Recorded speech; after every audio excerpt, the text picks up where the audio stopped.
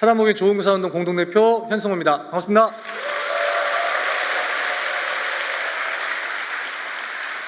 어제 우리 한 대표님이 언급했던 한 대표님과 참 많은 공동대표, 다른 공동대표 맞습니다. 제가 추가로 다른 점 몇 가지만 좀 보여드리겠습니다. 보시면 한 대표님과 제가 쓰는 물건들입니다. 남자분들은 아시겠지만 이렇게 면도기도, 저는 전기 면도기, 우리 한 대표님은 이렇게 날 면도기 쓰시고요. 저는 전자시계 쓰고요. 우리 한 대표님은 저 쿼츠시계 쓰고 있습니다. 저는 운영체제가 완전히 다르죠. 윈도우와 맥, 또 애플과 삼성, 저희 이렇게 사용하는 물건도 아주 다릅니다. 그럼에도 불구하고 저희는 잘 살고 있습니다. 여러분도 솔직히 얘기해서 아내 남편분이랑 그렇게 잘 맞춰서 같이 사는 건 아니잖아요. 마치 부부처럼, 아멘. 마치 부부처럼, 저희가 작년, 올해 참 정말 많은 일들을 함께 겪으면서 서로에 대한 무한한 신뢰가 생긴 것 같습니다. 저희는 사는 곳도 다릅니다. 한 대표님은 인천에 사시고요. 저는 제주도에 삽니다. 제주에 살면서 어떻게 좋은교사운동 대표를 하냐고요? 뭐 아시는 분도 있겠지만 모르시는 분들도 계셔서 작년에 대표 사역을 시작하면서 여러 회원분들이 후원해 주신 그 후원금으로 사무실에 있는 서울대 입구역 근처에 숙소를 마련하고 거의 매주 서울과 제주를 오가면서 주말 부부처럼 살고 있습니다. 처자식은 제주에 남겨놓고요. 막상 이렇게 1년 반을 살다 보니까 쉽지는 않더라고요. 저도 아이들도. 지금 보시는 게 제주에 남겨진 저희 식구들입니다. 보시다시피 왜 박수 치시죠? 보시는 것처럼 저희가 아들만 셋이 있습니다. 지금 보시면 고3, 고1, 중1 이런 아들이 있어서 사실 뭐 별 치아는 문제가 없어요. 그럼에도 불구하고 이 아빠의 빈자리에 대한 걱정이 있습니다. 제가 이런 어떤 좀 넋두리 같은 거를 저희 좋은교사운동 이사장님이시자 전전 대표님이신 우리 정병호 우리 이사장님께 좀 푸념을 했습니다. 투정을 부린 날이 있었는데, 아니 정병호 쌤이랑 송윤 선생님이랑 이 좋은교사운동 만드셔가지고 내가 지금 이 고생하고 있다 하면서 약간 농반 섞어서 투정을 부렸었습니다. 사실 그러면 그냥 이렇게 아이 달래듯이 좀 아유 고생한다, 그래도 우리가 우리 삶에 주님 앞에서 좀 가치 있는 삶 살고 있는 거 아니냐, 뭐 이런 말씀 좀 이례적으로 의례적으로 이렇게 하실 거라고 생각했는데, 갑자기 우리 제이비호께서 아니 가족들이랑 떨어져서 혼자 지내보는 거 이거 중년 남성들의 로망 아니냐, 얼마나 좋냐, 이러시는 겁니다. 전 순간 너무 당황했는데 바로 다음 순간 정병호 선생님에 대한 짠한 마음이 들어오는 겁니다. 우리 이사장님 좀 많이 힘드시구나, 좀 떨어져 지내고 싶으시구나 생각이 거기에 미치니까 투정은 그만 부리고 우리 이사장님을 제주도로 한번 모셔야겠다 이런 생각이 들었습니다. 웃자고 하는 얘기는 아니고요. 우리 정병호 이사장님 어디 계십니까? 어디 계세요? 정병호 선생님 어디야? 저기 한번 오세요.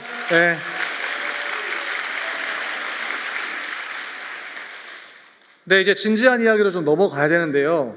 사실 저희 두 공동대표가 임기 시작하면서 무겁고 진지한 이야기는 한성준 대표가, 그리고 가볍고 재밌는 이야기는 제가, 이렇게 역할 분담 아닌 역할 분담을 했었는데, 작년 서희초 사태 이후부터 제가 조금씩 진지한 걸 맡더니 급기야 이 셋째 날 너무나 중요한 이 주제 강의를 맡아버렸습니다. 그동안 보시면 아시겠지만 저는 사실 좀 이런 예능에 더 익숙한 사람입니다. 그런데 무거운 이야기를 꺼내려니까 사실 제 마음도 상당히 무겁습니다. 무거운 이야기지만 여러분과 재밌게 한번 풀어가 보려고 하는데요. 한번 시작해 볼까요?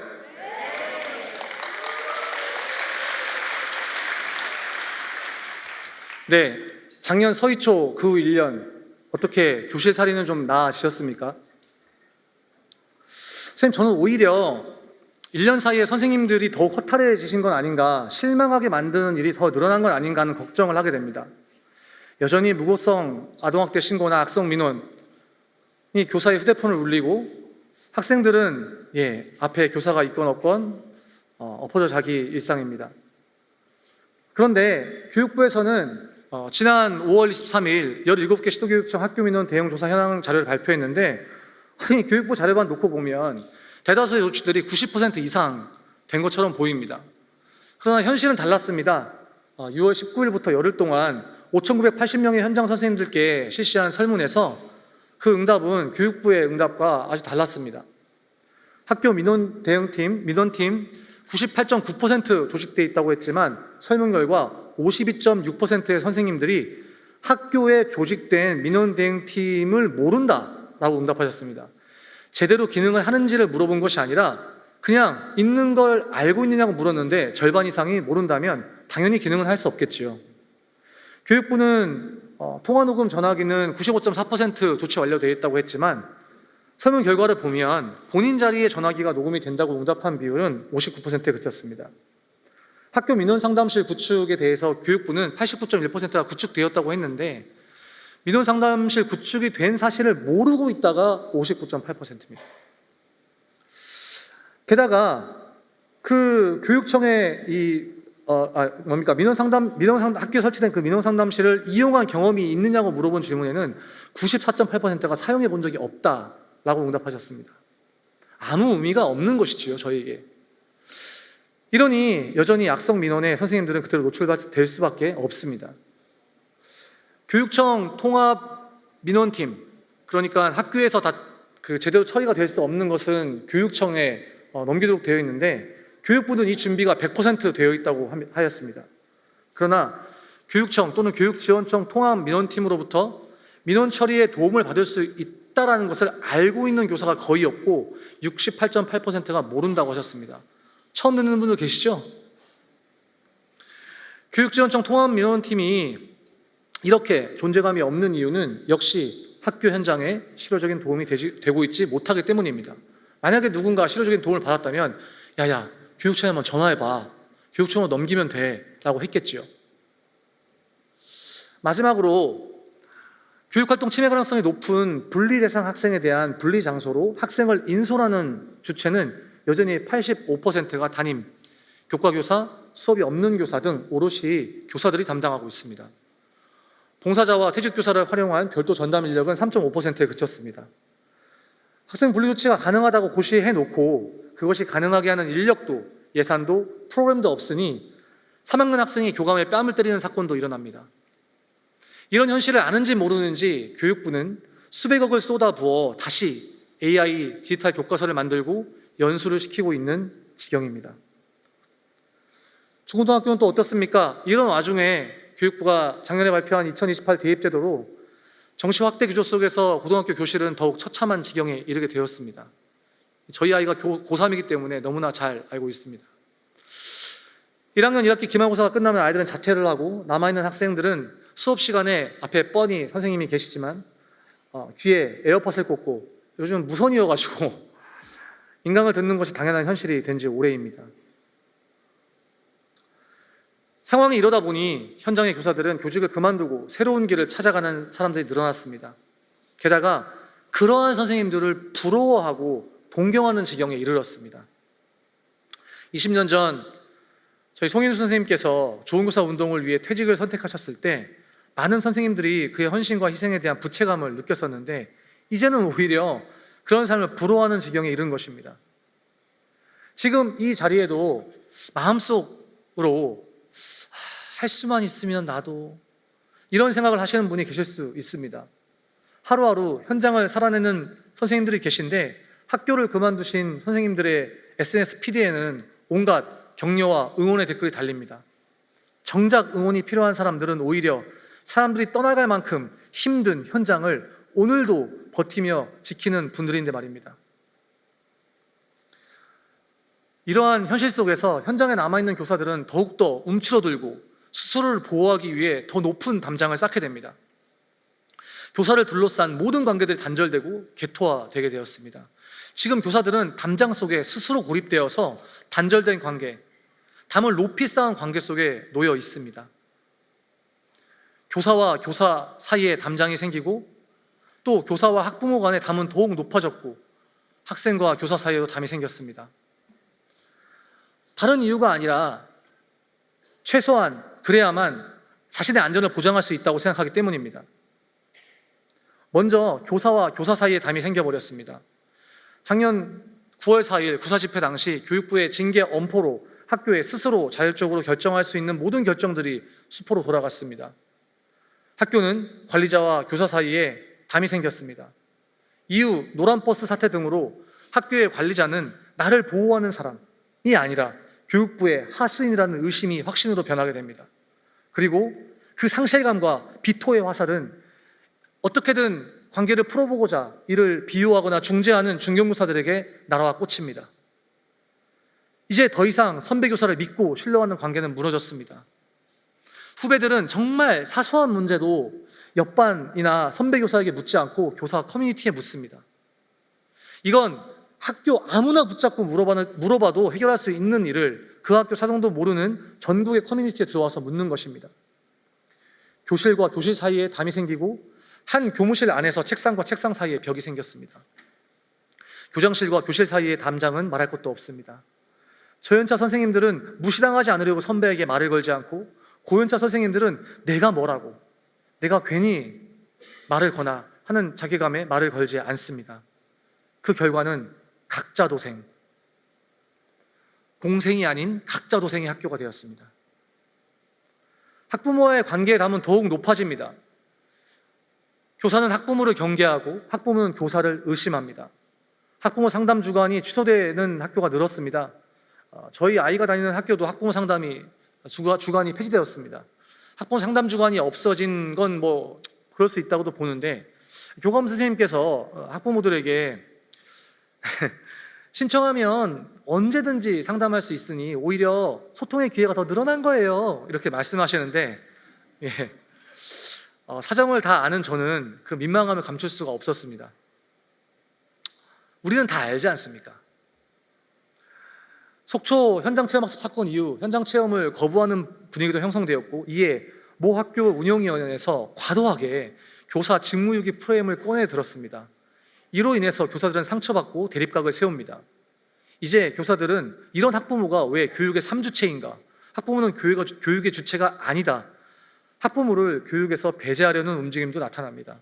저도 학부모이지만 학부모는 학교에서 가장 불편한 존재가 되어버렸습니다. 학생과의 관계의 담은 가장 안타깝습니다. 교사가 학생들을 흐린 눈으로 보기 시작했기 때문입니다. 도저히 두 눈을 똑바로 뜨고 보기 힘드니까요. 잘못한 것을 봐도 활동을 안 해도 엎드려 자도 아이가 잘 이해하지 못해도 흐린 눈으로 그냥 지나갑니다. 수업 시간에 잘 안 들어도 그냥 지나가는 게 낫다고 생각합니다. 지적하면 서로가 피곤해지고 누구도 그걸 원하지 않으니까요. 아이들의 가방에 불법 녹음기가 있지 않나 의심, 아니 이미 있다고 생각하고 수업을 해야 하는 현실 속에서 가장 열정적으로 수업했던 교사들이 가장 먼저 교육 포기를 선언합니다. 교육 이외의 활동은 아무것도 하지 않겠노라고, 가장 최소한의 수업만 하겠노라고 선언합니다. 물론 나 혼자 유별나 보이기 싫어서 교육을 내려놓기도 합니다. 이렇게 우리는 동료 교사와 그리고 학부모와 심지어 학생들과 관계의 단절 속에 담을 쌓아 올리고 그 안에 고립되어 있지만 이상하게 고립감을 덜 느끼고 크게 불편하지 않습니다. 선생님들 모두들 다 MBTI가 대문자 I 유형이라서 그런 건 아닌 것 같습니다. 이전과 다르게 코로나 이후에 이러한 단절에 우리가 익숙해진 것도 있고 또한 우리가 인터넷 커뮤니티 세상 속에서 나와 비슷한 처지에 있는 다른 사람들과 연결되어 있다는 착시감을 느끼게 하기 때문입니다. 2012년 스마트폰 대중화 이후에 내 손 안의 PC를 통해 지금 우리는 그 어떤 인류도 경험해 보지 못한 초연결의 시대를 살고 있습니다. 그런데 제가 비슷한 처지의 사람들끼리 누리는 안도감과 탈고립감을 착시라고 표현한 이유는 실은 그 온라인상의 커뮤니티가 우리를 더 극단적인 고립과 자기 확신을 넘어서 확증 편향으로 몰고 갈 수 있기 때문입니다. 인터넷 알고리즘은 전국에 나와 비슷한 생각과 비슷한 관심을 가진 사람들, 즉 내가 좋아요를 누른 사람들을 연결시킵니다. 이는 디지털 부족화, SNS 부족화 현상을 낳습니다. SNS만 보면 내 주변의 사람들은 다 나와 비슷한 입장을 가지고 있고 그래서 위로가 됩니다. 그러나 서로가 서로의 글에 공감하면서 그 생각에 확신을 갖게 되고 반대의 생각을 하는 사람들을 종종 함께 비난하거나 힐난하기도 합니다. 그러다 보니 정작 현실에서 만나는 사람 중에 다른 입장의 사람들을 만나면 야, 그 사람 진짜 이상하다, 나 이런 사람 처음 봐 하는 판단을 하게 되는 것입니다. 즉 공감의 반경이 오히려 줄어드는 것입니다. 디지털 부족화 현상을 부추기는 것은 알고리즘의 추천뿐만이 아닙니다. 불특정 다수가 보인 인터넷 사회에서 한 커뮤니티에 들어가려면 성별, 나이, 직업 등의 제한을 받게 됩니다. 그리고 그 안에서 담장을 높이 쌓습니다. 인디스쿨은 교사만 들어올 수 있는 공간, 초등교사만 들어올 수 있는 공간인데 어느 순간부터 나이스 인증을 받아야 하기에 같은 초등학생을 가르쳐도 비인가 초등학교 선생님들은 접근이 되지 않습니다. 교사 맘카페가 있다고 들었습니다. 그죠? 저는 시도해보지 않았지만 들어가기가 굉장히 힘든 것으로 알고 있습니다. 제 지인이 드디어 교사 맘카페에 들어갔다라고 표현할 정도였으니까요. 뿐만이 아닙니다. 제가 달리기 러닝 초보인데 서울에 이렇게 있으면서 그 러닝 크루에 들어가려고 인터넷을 좀 뒤져봤습니다. 그런데 저는 그런 서울의 이제 러닝 크루에 가입이 어렵더군요. 왜냐하면 90년생 이후만 크루 멤버로 받아주더라고요. 최아래로 아무리 올려도 85년생까지였습니다. 40대 중반 아저씨는 낄 수가 없었습니다. 물을 흐리나 봅니다. 그럴 수는 있습니다. 사실 저희도 상당히 비슷한 동일 집단이 함께 이렇게 모인 거니까요. 그런데 문제는 그 안에서 잘못된 정보로 누군가가 희생양이 되어지고 다른 사람들을 비난하고 힐난하며 확증 편향을 갖게 되는 것 같습니다. 한 예가 있습니다. 저희 제주도에 사는 제 후배가 감귤 농사를 해요. 서울사에 접고 와서 감귤을 키워서 이렇게 선과장 같은 그런 감귤 공장을 거치지 않고 인터넷으로 직판을 하는 그런 사업을 벌였습니다. 귤을 다량으로 구매했던 한 커뮤니티에서 저희 후배가 파는 감귤에 대한 비판 글이 올라오기 시작했어요. 이유는 뭐냐 하면 어떻게 한 나무에서 자란 감귤이 크기가 다를 수 있냐였습니다. 여러분, 그렇게 생각하는 사람들이 많아요. 후배가 아무리 친절하게 설명해도 소용이 없었습니다. 왜냐하면 이 특정 연령대로 이루어진 이 커뮤니티에서 한번 거기서 비난의 화살이 쏟아지기 시작하자 저희 그 후배는 완전히 인간 쓰레기가 되어버렸습니다. 후배는 어쩔 수 없이 감귤 전량을 반품하고 배상했습니다. 이와 비슷한 일이 우리가 속한 교사나 학부모 커뮤니티에서도 일어나지 않습니까? 전 세계가 연결되었다고 생각하지만 사실은 비슷한 사람들끼리 모여 우물 안의 개구리가 된 것입니다. 교사들은 교사 커뮤니티에서, 학부모는 학부모 커뮤니티에서, 학생들은 학생 커뮤니티에서 서로를 멸칭하며 우물안 개구리가 되기를 자처합니다. 작년에 한 학부모 단톡방에서 나온 이야기가 사회적으로 큰 문제가 되었습니다. 단톡방에서 교사들을 조리돌림하고 교장 선생님이 몸이 안 좋으니 북어 맞아라는 얘기까지 크게 이슈가 되었습니다. 그런데 저는 교사 커뮤니티에서 실은 더한 이야기도 많이 봤습니다. 아마 교사 커뮤니티의 내용이 공개되어 기사화되고 언론을 타면 어떻게 될까 걱정이 되는 순간도 여럿 있었습니다. 네, 물론 학생들끼리의 단톡방은 더 가관이겠지요. 과천과학대 장대익 교수님께서 하신 말씀을 인용하겠습니다. 온라인 커뮤니티가 만들어지면서 생긴 디지털 부족화 현상이 오히려 우리 사회의 공감의 능력을 후퇴시키고 있다. 남성과 여성, 진보와 보수로 쪼개진 자기들만의 공간에서 자기가 속한 부족을 지키려고 하는 원시적 본능이 싹튼 거죠. 서로 공감하고 있다고 여기다 보니 이런 공감이 혐오와 차별을 양상하고 있는 것입니다.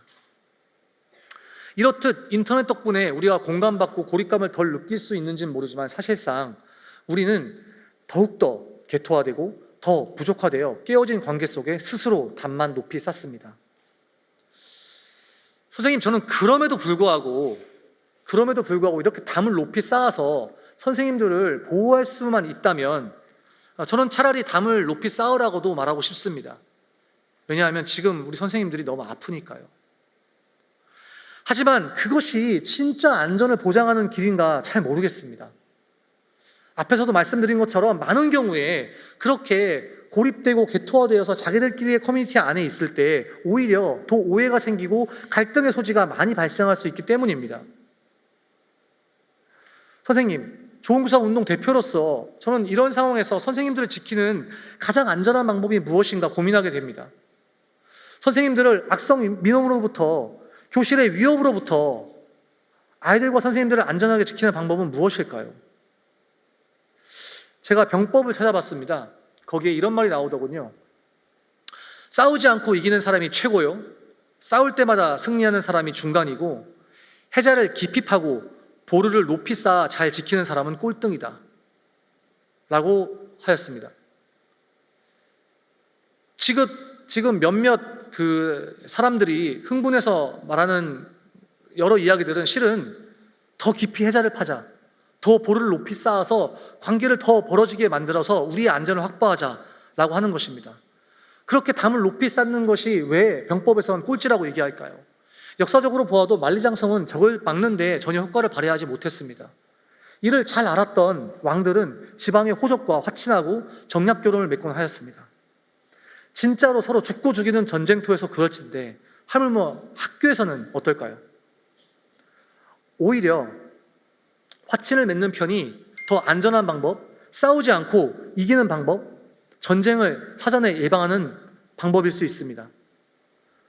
파커 팔머는 비통한 자를 위한 정치학에서 이렇게 이야기했습니다. 안전과 만족은 법과 제도가 아니라 친구로부터 획득된다. 저희 제주 TCF 모임에 한 선생님께서 아이 이야기를 좀 나누셨습니다. 자기 아이의 팔에 집에 와보니까 뭔가 자국이 있어서 이게 무슨 자국이야 하고 이렇게 물어봤더니 어린이집 다니는 그런 친구인데요. 선생님이 꼬집었어 하고 이야기하더라는 겁니다. 그 순간 선생님 머릿속에 여러 가지 상상이 떠올랐다고 합니다. 그럴 수 있겠죠. 다행히 모임에서 아이들을 여럿 키워보신 언니들이 잘 조언을 해주셨습니다. 덕분에 선생님은 더 불안하지 않고 안심하고 대안을 찾을 수 있었습니다. 그런데 만약 그 대화의 집단이 이렇게 건강한 기독교사 집단이 아니고, 야, 어린이집 이런다던데 저런다던데 뭐뭐 카더라식의 이야기가 더해지는 집단이었다면 어땠을까요? 순식간에 그 어린이집 선생님은 아동학대, 인간말종이 되었을지도 모릅니다. 저는 아이의 엄마인 저희 TCF 모임 선생님께 어떻게 하면 쌤이 아이의 이야기를 듣고도 덜 불안할 수 있을까? 왜냐하면 저희도 반대로 학부모들이 그럴 수 있으니까요. 물었습니다. 선생님은 어린이집을 옮긴 지 얼마 되지 않아서 자신은 그 선생님이 누군지 어떤 사람인지 모른다. 만약 내가 그 선생님이 누구고 어떤 사람인지 알았다면 덜 불안했을 것 같다 라고 말했습니다. 그런데 조금 더 나아가서 만약 우리 그 선생님과 그 어린이집 선생님이 이미 관계가 있는 사이였다면 어땠을까요? 서로 아는 사이였다면. 조금 더 나아가서 아예 그 선생님 동생과 친분이 있는 사이였다면 어땠을까요? 네, 안전과 만족은 어쩌면 법과 제도가 아니라 친구로부터 획득된다는 이 파커 팔머 이야기가 더욱 와닿습니다. 여러분, 그렇다고 해서 법과 제도가 필요 없다는 이야기는 전혀 아닙니다. 저희 좋은교사 운동은 법과 제도의 개선을 위해서 정말 많이 노력해 왔습니다. 6개 교원단체가 공동으로 제안한 교권 5법, 서희초 등 교사 순직 인정, 학폭법 개정, 정성인동 위학생 지원법, 6개 단체가 하는 모든 활동에 저희 좋은교사가 얼마나 주도적으로 활동했는지 아시나요? 처음 이 6개 단체가 작년에 공동성명이 어떻게 발표하게 됐는지, 그 성명서를 누가 썼는지 아시나요? 단체 간의 연합을 위해서 저희가 생색을 내지 않을 뿐 좋은교사 운동의 이름이 제일 뒤에 있다고 해서 오해하시면 안 됩니다. 이 대회를 마치고도 우리 한성준 선생님은 다음 주에 국회에, 저는 또 교육부 행사에 갑니다. 그럼에도 불구하고 선생님, 법치사회에는 두 가지 경우가 있다고 합니다. 하나는 법이 정한 것만 해야 하는 사회가 있고요. 다른 하나는 법에서 하지 말라는 것은 외에는 다 할 수 있는 그런 사회가 있다고 합니다. 여러분, 어떤 사회가 더 편안한 사회일까요? 그렇죠. 동산 중앙에 있는 것만 먹지 않으면 돼. 나머지는 네 마음대로 해. 야, 이 나무는 말이지, 잘 봐. 여기 밑에 있는 것까지 먹을 수 있는데 그 위에는 조금 어려워. 거기 책 봐. 그런데 우리가 하는 입법 활동들은 사실은 모두 법에서 정한 것만 해야 하는 사회로 가는 길입니다. 그렇기에 안정과 만족은 법과 제도가 아니라 친구로부터 획득된다는 말을 하는 것입니다. 얼마 전 TV 예능 프로그램 중에 더 커뮤니티라는 프로그램을 봤습니다. 그 일반적인 서바이벌과 다르게 상당히 흥미로웠는데요. 왜냐하면 열흘 동안 이 사람들 핸드폰, 시계 다 뺐고 그 시계도 없이 매일 녹화 기간 열흘 동안 직접 얼굴을 대면하고 대화를 주고받았기 때문입니다. 앞에서 언급한 것처럼 인터넷 시대에 더 커뮤니티 같은 이런 모든 것이 차단되고 서로 얼굴을 보며 대화하는 환경은 참으로 생경하면서도 이상적이었습니다. 인터넷으로 자신의 생각을 표현하는 데 익숙해져 버린 현대사회에서 실제로 많은 경우에 갈등의 주체들이 서로 얼굴을 마주하고 대화하면 익명의 인터넷상에서보다 훨씬 갈등과 문제가 줄어든다고 합니다. 사실 이를 연구하는 이를 증명하는 많은 사회과학 연구들이 있어 왔습니다. 실제 대면 대화가 협상 성공률을 높이고 문제 해결 가능성을 높인다는 연구들은 꾸준히 나왔습니다. 이러한 연구들이 정말 그러한가 해서 저희도 한번 실험을 해봤습니다. 저희 좋은교사 운동에서 지난 6개월 동안 3회에 걸쳐서 교사, 학생, 학부모 그리고 시민단체가 참여하는 교육공동체 대화 모임을 좀 진행을 했습니다. 얼굴과 얼굴을 마주 대하는 대화 모임이었습니다. 처음에 이 학부모님들, 저희는 참학 학부모님들 초대를 했었는데요. 창구육 학부모였는데, 이거 학부모님들이 막 대화장으로 들어오시는데 너무 무서운 거예요. 혹시 김지상 선생님 아시나요? 네, 그 덩치 큰 친구가 있는데 그 친구도 되게 무섭더라고요. 이러는 거예요. 그런데 막상 대화를 해보니 그렇지 않았습니다. 그 대화 모임 영상 한번 같이 보겠습니다.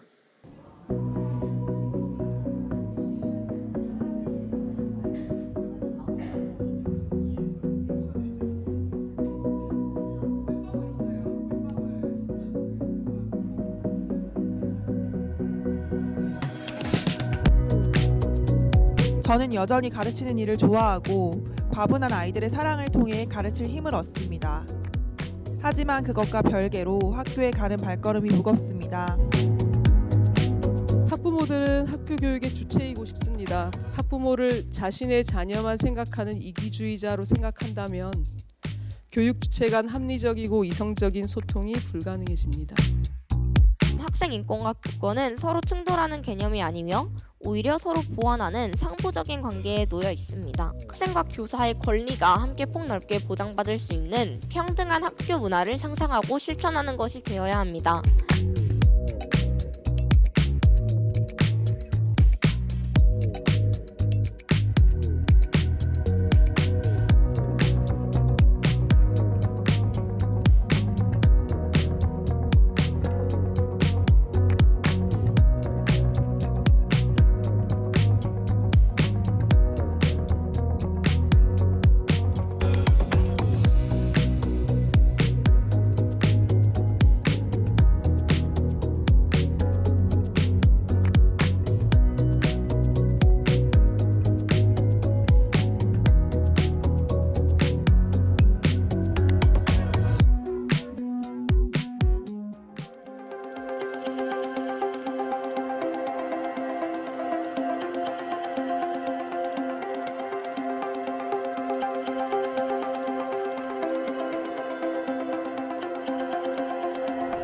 나는 그럼에도 불구하고 존중을 선택합니다. 나는 존중과 이해를 바탕으로 사랑하기를 선택합니다. 나는 성급하게 편 나누지 않기를 선택합니다. 나는 존대하는 말을 선택합니다. 나는 우리가 함께 여유롭게 살도록 공존의 삶을 선택합니다. 나는 꾸준함을 가지기를 선택합니다. 상대를 지지하고 격려하는 따뜻함을 선택합니다. 나는 공동체 회복을 위해 수고로움을 선택합니다. 나는 공동체에서 서로 존중하는 것을 선택합니다. 나는 우리의 가능성을 신뢰하기를 선택합니다. 나는 당신과 소통을 위한 여유를 선택합니다. 나는 사람들이 서로 가슴에서 우러나는 이해의 마음을 내보이고 표현할 수 있도록 돕는 것을 선택하겠습니다. 나는 편견과 벽을 허물기를 선택합니다. 나는 이해하고 수용하는 마음을 선택합니다. 부모님들과의 협력을 선택합니다. 나는 작은 진보의 씨앗이 되기를 선택합니다. 나는 나는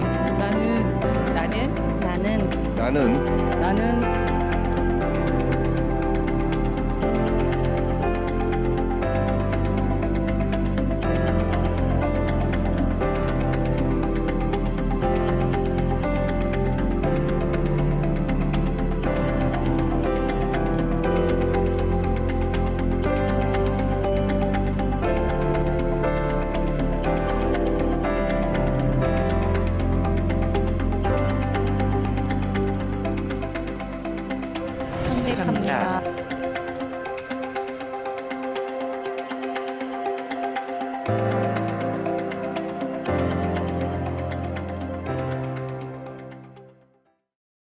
대화 모임 이후에 한 학부모 설문조사를 했습니다.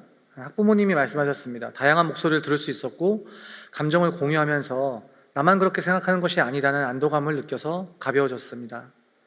한 선생님입니다. 서로에게 가졌던 서운한 마음이 풀리는 치유의 시간이 됨. 학부모님입니다. 각자의 문제가 아니라 우리의 문제로 바라보는 것, 함께하면 어렵지 않겠다는 희망을 보았습니다. 선생님, 학부모님들과의 연결, 그리고 이런 시도를 학교에서 해봐야 할 것 같다는 생각입니다. 또 선생님입니다. 다시 가르칠 용기를 얻고 갑니다. 교육의 희망 그 자체였던 시간입니다.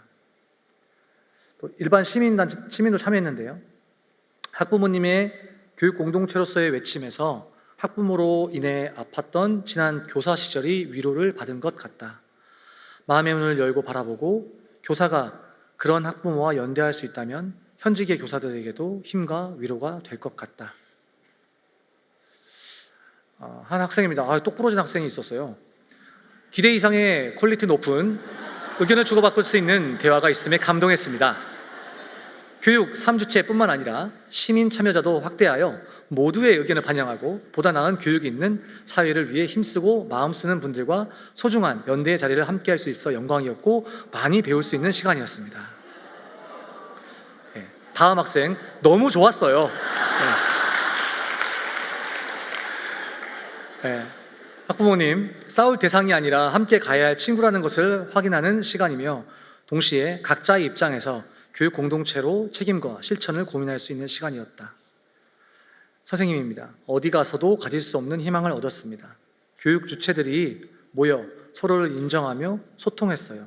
서로를 경계하기보다 포용하며 공포를 덜고 새 힘을 얻을 수 있었습니다. 네. 선생님, 저희는 이 3주체 대화 모임을 마치고 3회에 걸친 그 대화 모임을 마치고 이를 매뉴얼로 만들었습니다. 보도자료를 냈고요. 이 매뉴얼을 또 PDF로 해서 무료로 배포했습니다.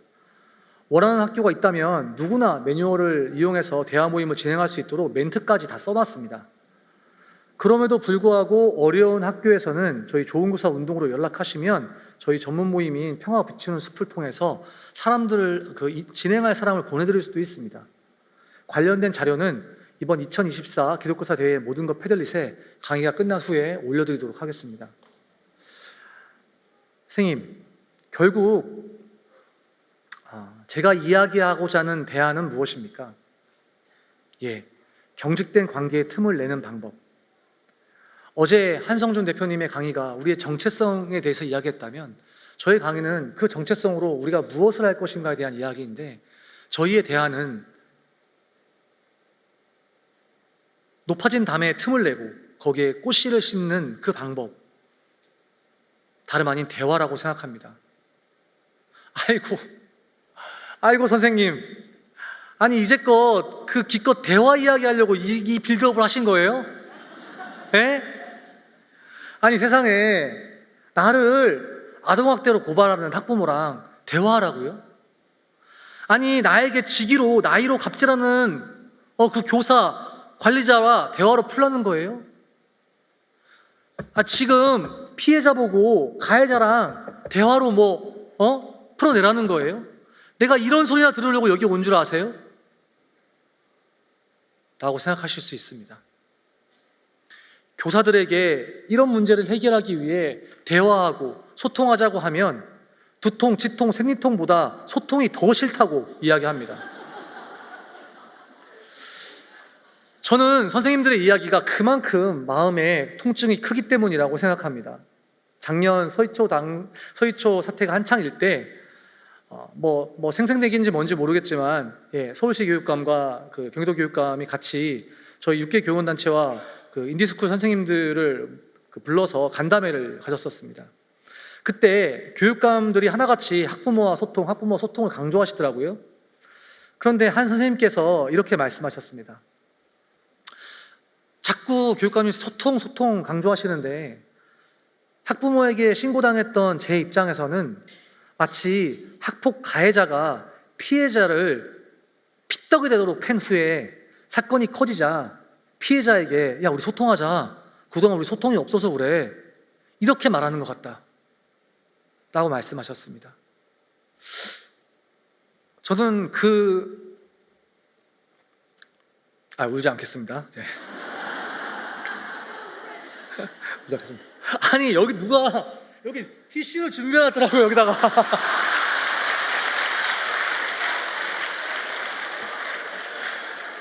참. 네. 자, 선생님 저는 지금 웃으면서 얘기하지만 그 당시에 그 선생님의 그 마음의 고통이 절절하게 느껴졌습니다. 선생님 저는 일어난 그 범죄를 대화로 풀자고 말하는 것이 아닙니다. 제가 이야기하는 대화는 병법에서 이야기하는 것처럼 싸우지 않고 이기고자 함입니다. 선생님들이 피해를 막는 예방의 차원이고 교육 공동체 회복의 대안입니다. 우리 교사가 만나는 사람들의 관계를 그림으로 나타내면 저는 한 요 정도가 되지 않을까 싶습니다.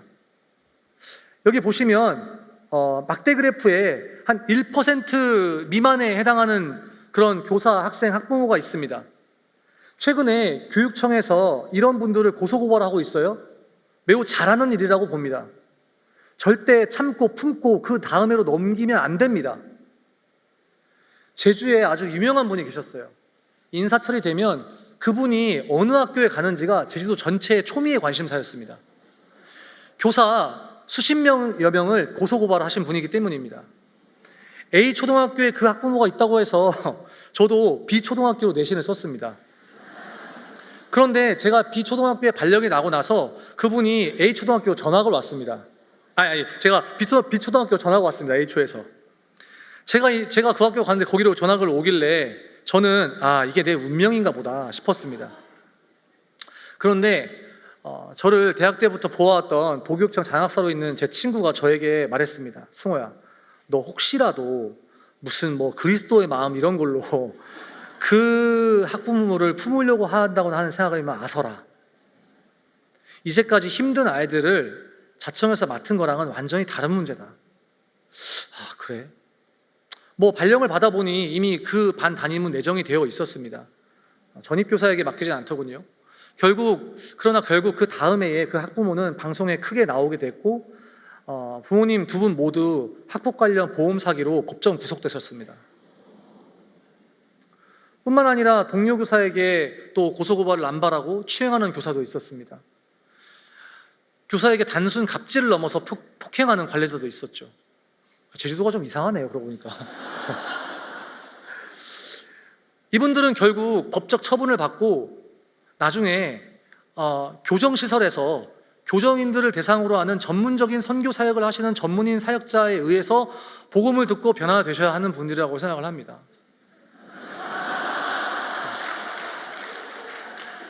만약에 법적인 상담이 필요하시면 저희 좋은교사 운동 카카오 채널을 통해서 자문을 받으실 수도 있습니다.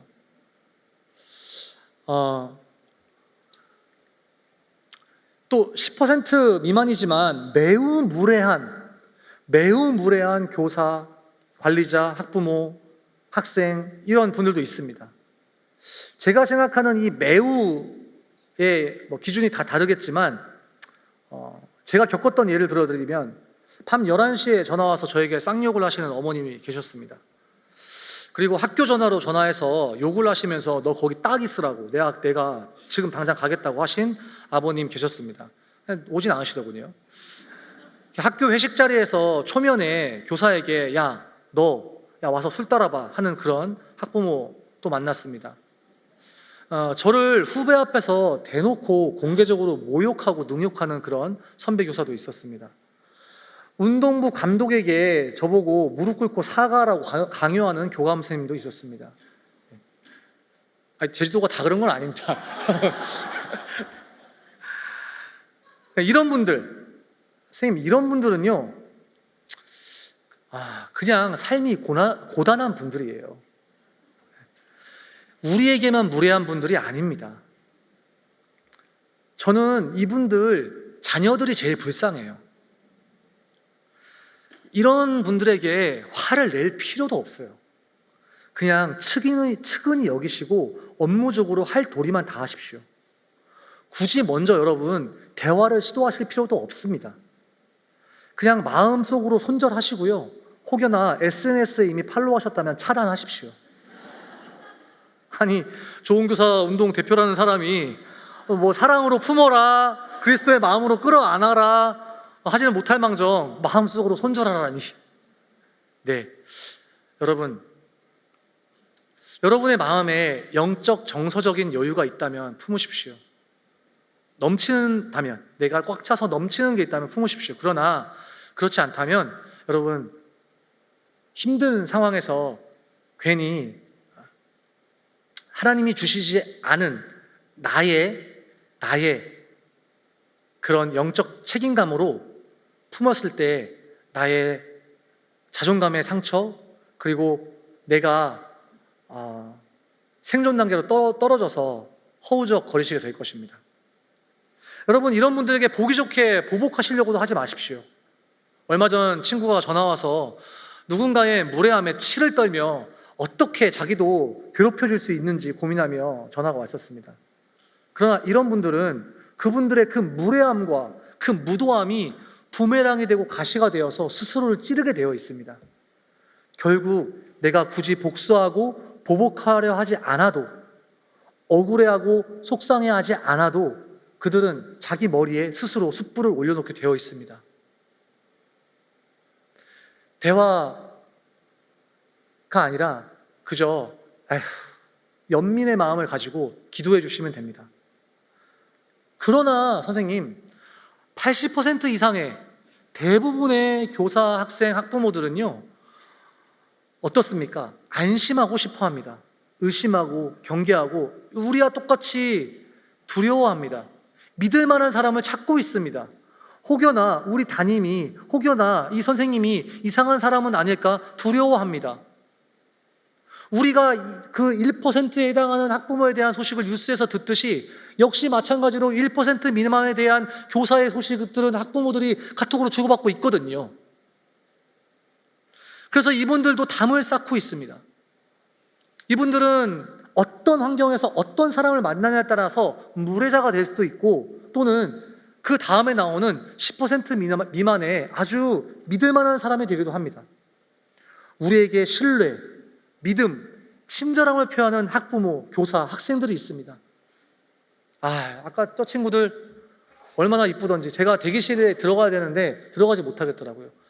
여기서 기도하고 있는 거예요. 그러면서 어떤 친구가 딱 이제 막 영상 나오고 딱 들어가기 직전에 야, 우리 재롱잔치 하는 거야, 선생님들 위해서.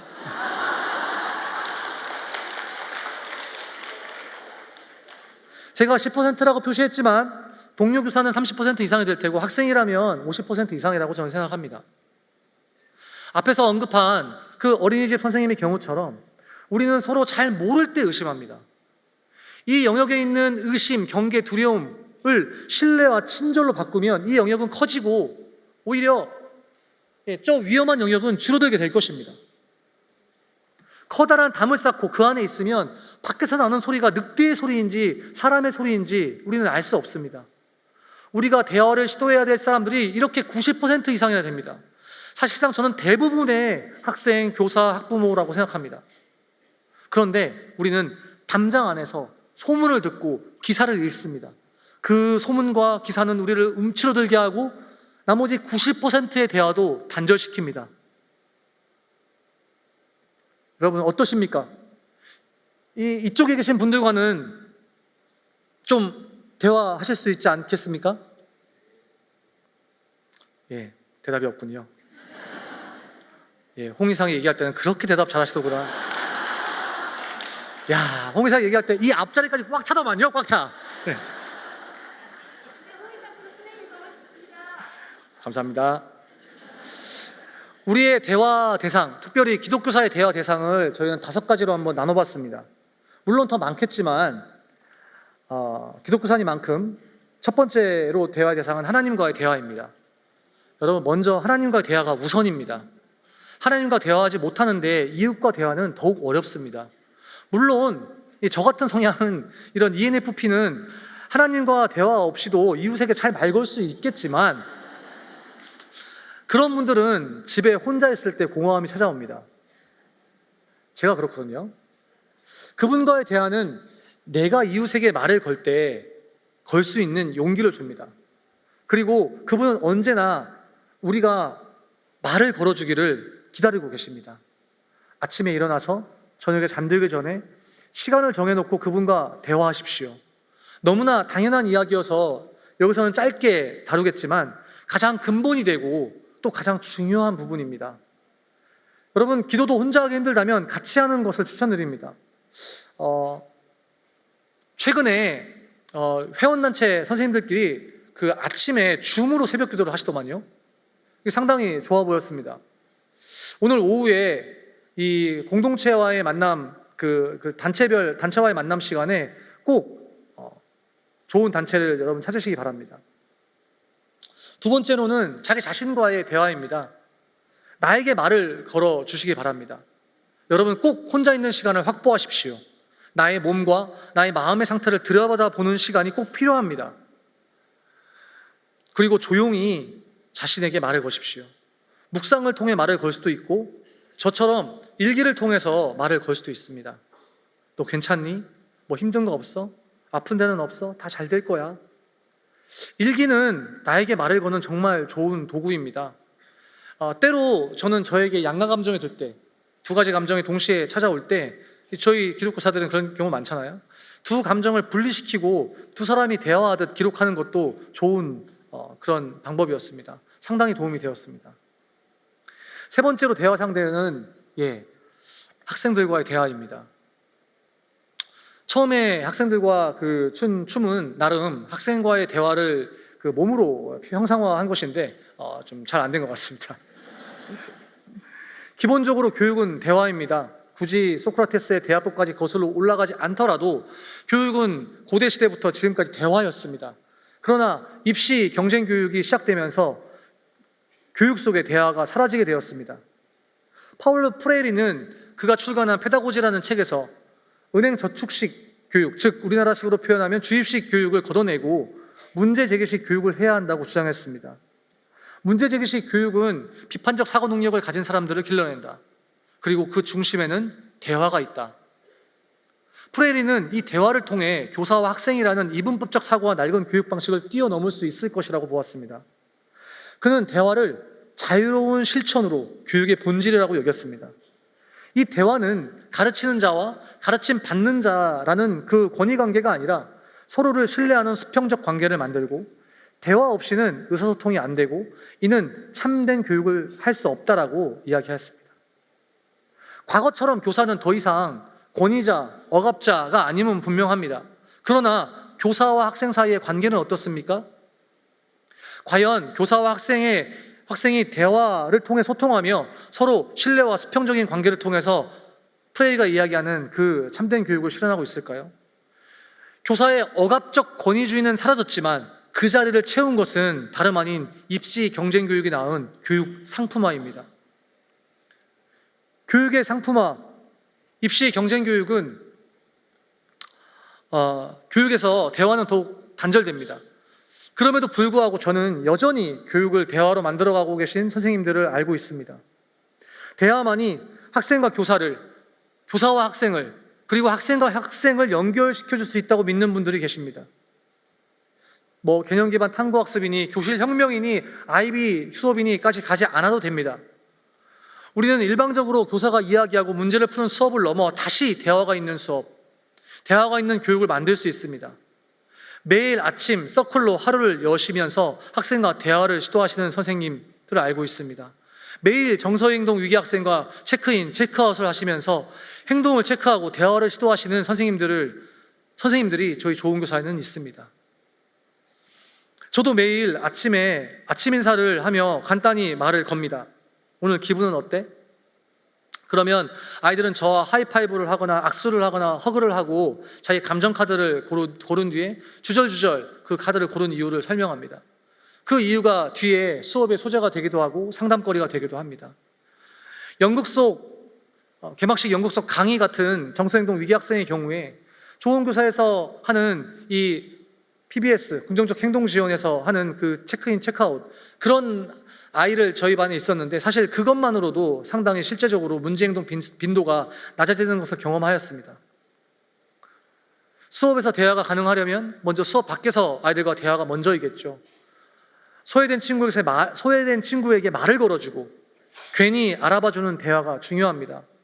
좋은 교사 운동에서는 지난 20년 가까이 해오고 있는 이 1대1 결혼 캠페인도 결국 한 명을 정하고 꾸준히 대화하자는 그 캠페인입니다. 네 번째 저희의 대화 상대는 역시나 학부모입니다. 학부모 상담이 아니라 학부모 대화가 가능할까요? 대화가 상담이랑 어떤 차이가 있을까요? 대화는 상담에 이미 포함된 것, 아니 대화 속에 상담이 이미 포함된 것 아닌가요?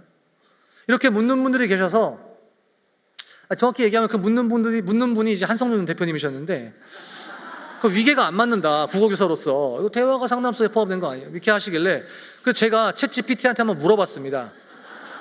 챗 GPT가 기가 막히게 설명을 해주더군요. 상담은 주로 문제 해결이나 조언을 목적으로 한다. 그래서 문제가 없으면 그 상담할 이유가 없어진다고 합니다. 그러나 대화는 정보 교환, 또 사회적 상호작용, 감정 표현 등과 같은 그렇게 정확히 목적이 없어도 된다. 상담의 어떤 진행 방식은 문제나 어려움 중심, 그래서 상담자는 문제 해결을 위한 어떤 조언이나 가이드를 해야 하는 부담을 갖고 있다.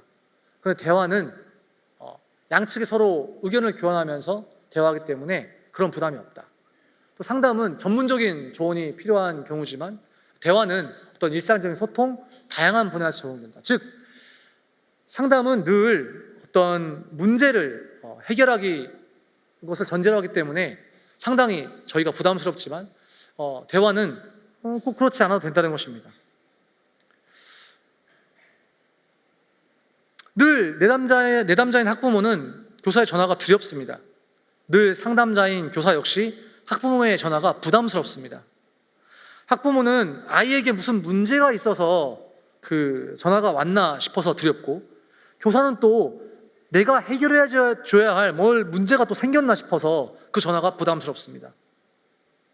그러나 앞에서 언급한 것처럼 대화를 통해 서로 알아가는 시간을 갖는다면 서로가 안심하고 상대가 혹시 칼을 들고 있는 것은 아닌가 하고 의심하는 그 긴장을 내려놓을 수 있습니다. 의외로 학부모 상담 주간에 상담을 신청하시는 학부모님들은 어떤 문제가 있어서 신청하시는 게 아닙니다. 저희 아내를 보니까 그렇더라고요. 오히려 그것은 아이를 대상으로 하는 대화 신청에 가까웠습니다. 대화를 하고 싶은데 평소에 일이 없어서 연락드리기가 뭐하니 그나마 상담 주간을 계기로 대화할 수 있는 어떤 좋은 그 기회였던 것입니다. 그러나 교사 입장에서는 아니 왜 상담거리도 없는데 상담 신청을 했나 싶습니다. 이 상담 주간을 바라보는 시선이 서로 다른 것입니다. 제가 전에 있던 그 학부모 어떤 그 반에서는, 저희 반은 아닙니다. 어떤 반에서는 매월 정기적으로 학부모 그 대화 모임, 그 다모임을 하시더라고요. 그 반에 굉장히 저희 학교에서 아주 심각한 학생이 있었는데 다행히 그 대화 모임 덕분인지 한 해를 잘 보냈습니다. 저는 반드시 모든 학부모와 교실에서 얼굴을 보며 상담을 하던 아니면 줌을 통해서라도 얼굴을 보면서 이야기를 나눴습니다. 그해 저 역시 정말 역대급 금쪽이가 4명이나 있었고 지금 같은 분위기면 얼마든지 아동학대로 오해받을 수 있는 일들이 많았지만 다행히 그런 일은 발생하지 않았습니다. 아니 그럼 대표님, 아동학대 신고는 당하는 그런 학급은 대화 안 해서 그런 거라는 얘기입니까? 물론 그렇지 않습니다. 그런 말을 하는 게 아닙니다. 저와의 그 편안한 대화도 녹음하시는 분들이 계십니다. 하지만 대화가 친구를 만들고 친구는 법과 제도보다 우리의 안전을 더 보장하는 것은 사실입니다. 5째는 동료 교사와의 대화입니다. 저희는 지난 서희초 국면에서 갑작스럽게 15.3.2 캠페인을 전개했습니다. 10명에게 말을 걸고 5명의 손을 잡아주고 3명 이상의 선생님을 찾아가고 2명과 밥을 먹자는 캠페인이었습니다. 이 캠페인은 그 당시 교사들의 연이은 그 죽음 소식이 들려올 때 아무런 회의도 없이 갑자기 하나님께서 마음을 주셔서 펼친 캠페인이었습니다. 많은 분들이 프로필 사진을 변경해 주셨고 실제 실천했다는 분도 온라인, 오프라인으로 만나뵐 수 있었습니다. 워낙 준비 없이 급하게 진행했기 때문에 그 수기를 모으거나 하지는 못했지만 많은 분들이 공감해 주셨습니다. 선생님, 동료 교사에게 말을 거는 일은 사실상 생명을 살리는 일이 될지도 모릅니다. 우리가 학교의 영적 교장이지 않습니까? 동료 교사와의 대화는 나와 너를 안전하게 만들어주는 힘이 됩니다. 대화와 관련해서 제가 한 예화를 좀 들어드리려고 합니다. 뉴욕의 그 택시기사 이야기입니다. 뉴욕의 택시기사는 상당히 위험하다고 알려져 있습니다. 낯선 승객으로부터 봉변을 당하기도 하니까요. 그분들은 자신의 일의 위험을 잘 알고 있었습니다. 그래서 어떤 시간대에는 특정 장소에 운행을 피하기도 합니다. 그러나 많은 택시기사들은 그런 위험이 뉴스만큼 자주 발생하지는 않고 때로는 과장된 것임을 동시에 알고 있습니다.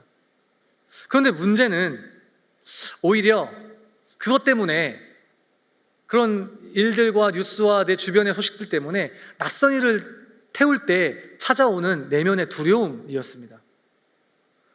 뉴욕의 택시기사는 그 두려움을 극복하기 위해 택시 안에 총기 휴대를 합법화한다거나 또는 방탄복과 방탄 헬멧 착용을 의무화하는 것을 법제화하지 않았습니다.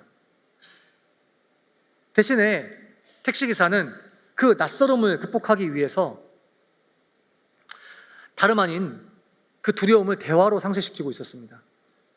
대화를 통해 승객이 머리에 뿔을 달고 있지 않다는 것을 알게 된다고 하였습니다.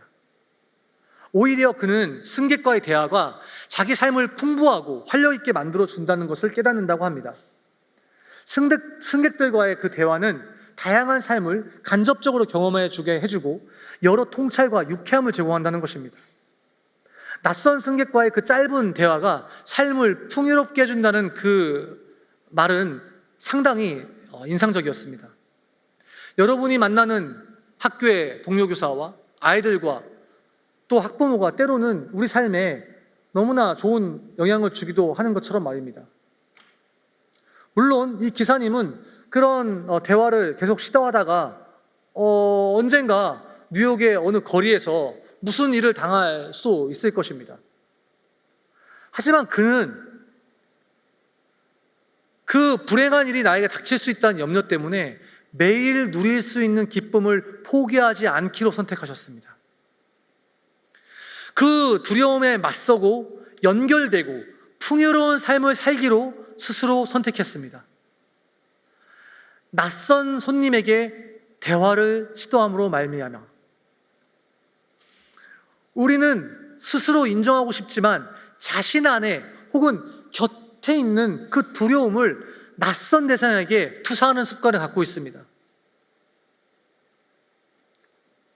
우리는 1년에 한 번씩, 기사님은 매일매일 그 낯선 이를 만나는 그것을, 그 두려움을 대화로 극복한 것입니다. 선생님, 저는 이 대화를 어떻게 하면 누구나 할 수 있는 캠페인으로 제시할까 고민이 많이 했습니다. 그래야만 실천을 담보할 수 있기 때문입니다.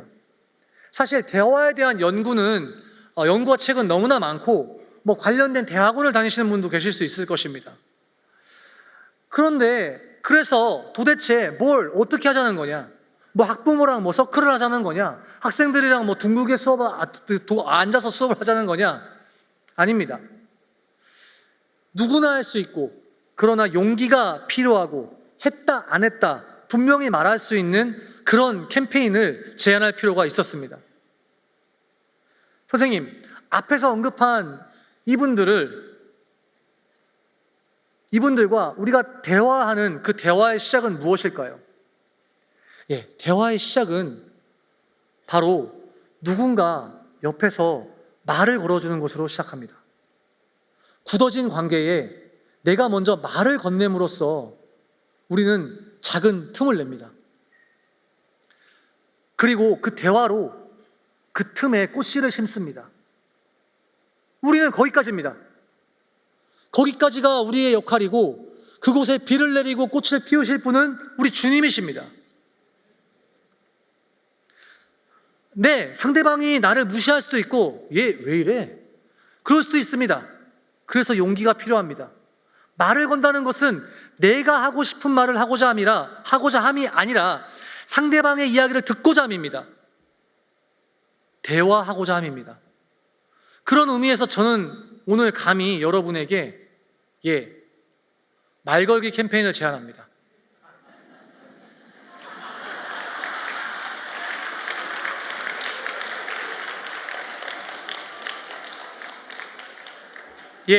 바로 말을 걸어서 틈을 내려고 합니다.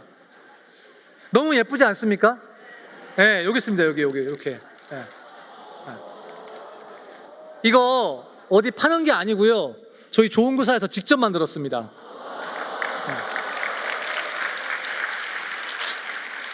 이거 실물은 더 이쁩니다. 이따 강의 마치고요, 제가 그 내는 문제 맞추신 분께 제가 선물로 드리려고 합니다. 쉬운 문제 낼 거예요. 제주에는 갖가지 말 캐릭터가 있습니다. 그런데 제가 본 중에 이게 제일 예쁩니다. 지금 강의를 해야 되는데 잠시만요. 계속 강의하겠습니다. 압니다. 무슨 캠페인을 제안하다니요. 또 무슨 캠페인입니까? 너무 잔인하죠. 학교가 얼마나 바쁜데. 다른 교원단체들은 어떻게든 선생님들 일 줄이려고 노력 중인데, 현장 학습도 가지 말고, 학부모 상담도 하지 말고, 학부모 공개 수업도 하지 말고, 업무도 하지 말고, 더 나아가서 파업까지 이야기하지 않습니까? 뭔가 하지 말자고 이야기해도 모자랄 판에 캠페인을 하자고 제안하다니요. 이래서 좋은 교사가 인기가 없습니다. 학폭 업무 교사에게 완전히 배제하자고 해도 모자랄 판에 좋은 교사는 회복적 생활교육을 하자 합니다. 금쪽이들 무조건 다 정신병원 보내자고 하는데, 좋은 교사는 정서행동 위기 학생들을 위해서 PBS 긍정적 행동 지원하자고 합니다. 기초학력 보장법 만들고 정서행동 위기 학생 지원법 필요하다고 국회의원 쫓아다닙니다. 그리고 이제는 말을 걸자니요. 굳어진 벽에 틈을 내자니요. 갈라진 틈에 꽃씨를 심자니요. 아이고 선생님, 제발 좀. 저도 이런 이야기 말고 좋은 교사가 더 인기 끌 수 있는 이야기 하면 좋겠습니다. 선생님들 업무 다 빼드리겠습니다. 아니, 수업도 빼드리겠습니다 하면 얼마나 좋을까요? 저도 선생님들 힘들게 하는 금쪽이들 다 병원에 보냅시다. 지금 서울에 있는 병원 지금 신청하면 6개월인데 실현되지 않을 거 뻔히 알면서 말로만 그렇게 할 수 있습니다. 이것도 하지 말자 저것도 하지 말자 하면 얼마나 편하겠습니까? 그러나 그렇게 할 수가 없습니다. 교육 공동체가 다 망가지고 좋은 교사가 나오면 무엇하겠습니까?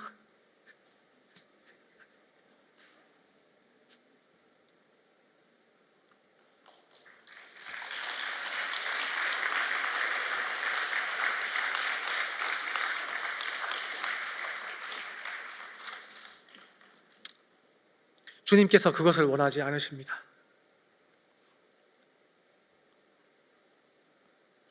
관계가 깨지고 공동체가 되지 못하도록 하는 일은 주님이 아니라 사탄이 좋아하는 일입니다. 뭔가 하지 말자고 말하는 것, 그만두자고 말하는 것이 현장에서 뭔가 더 하자고, 현장을 버티자고 말하는 것보다 훨씬 쉬운 말입니다. 파커 팔마의 말을 빌려 진짜 어려운 일은 제도와 현실의 간극, 싸구려 적개심과 무너진 그 교육에 대한 연민의 간극을 끌어안는 일이라고 생각합니다. 틈이 벌어진 사이에서 그 간극 속에 흐르는 그 긴장을 끌어안는다는 것은 결코 아무것도 하지 않자는 것이 아닙니다. 무고성 아동학대 신고에 언제든 노출될 수 있는 그 현실의 개선을 요구하면서도 동시에 그 두려움이 우리를 사로잡아 학부모를 적대시하거나 벽을 쌓도록 나 자신을 내버려두지 않고 교육의 동반자로 여기는 일, 그리고 그렇게 했을 때 필연적으로 따라올 수밖에 없는 그 긴장을 끌어안는 일,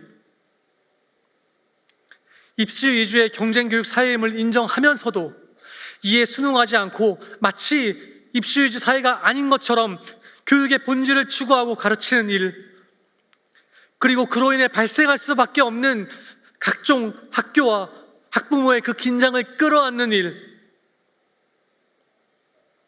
현장 체험학습 사고 시에 교사의 법적 안전이 여전히 완벽히 보호되지 않고 있어서 교육 공동체의 안전 대책을 끊임없이 요구하면서도 동시에 이에 위축되지 않고 아이들과 함께 현장 체험학습 계획을 세우고 이를 의미 있는 학습으로 만들며 그 속에서 발생할 수밖에 없는 그 긴장과 불안을 견디는 일, 그 갈등과 긴장을 끌어안고 그 역설을 견디며 오늘을 사는 일은 파업보다도 의원 면직보다도 훨씬 어렵고 본질적인 일입니다.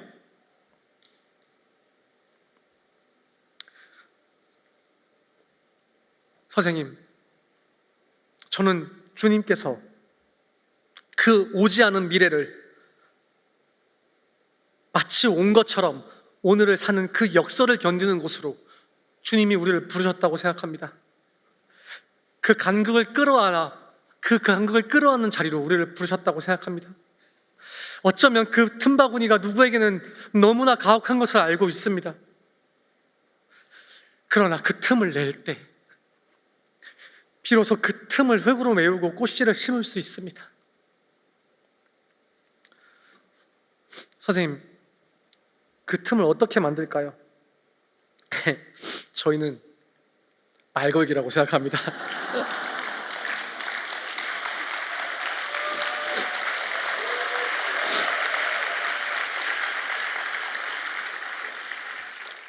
그래서 저희가 선택한 슬로건이 이것입니다.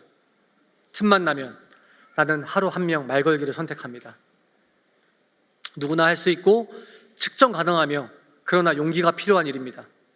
말 걸기는 굳어진 관계에 틈을 내는 일입니다. 그리고 거기서 당연히 따라오는 긴장을 끌어안는 일입니다. 말도 안 되는 교육의 현실의 역설을 견디는 일입니다. 그 갈라진 틈에 꽃씨를 심는 일입니다.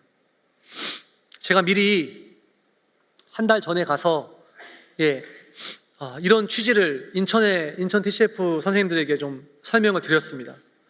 그리고 자원하신 세 분의 선생님들께 간단하게 이런 매뉴얼을 좀 만들어 드렸습니다. 대화의 유의점, 설문조사, 예시 이런 것들, 심지어 이렇게 일지도 작성할 수 있게 했는데요. 꼼꼼하게 대화를 실천하시고 그 일지까지 작성해 주셨습니다. 여러분보다 먼저 말걸기 캠페인을 실천하신 세 분의 이야기를 영상으로 한번 같이 만나보시겠습니다.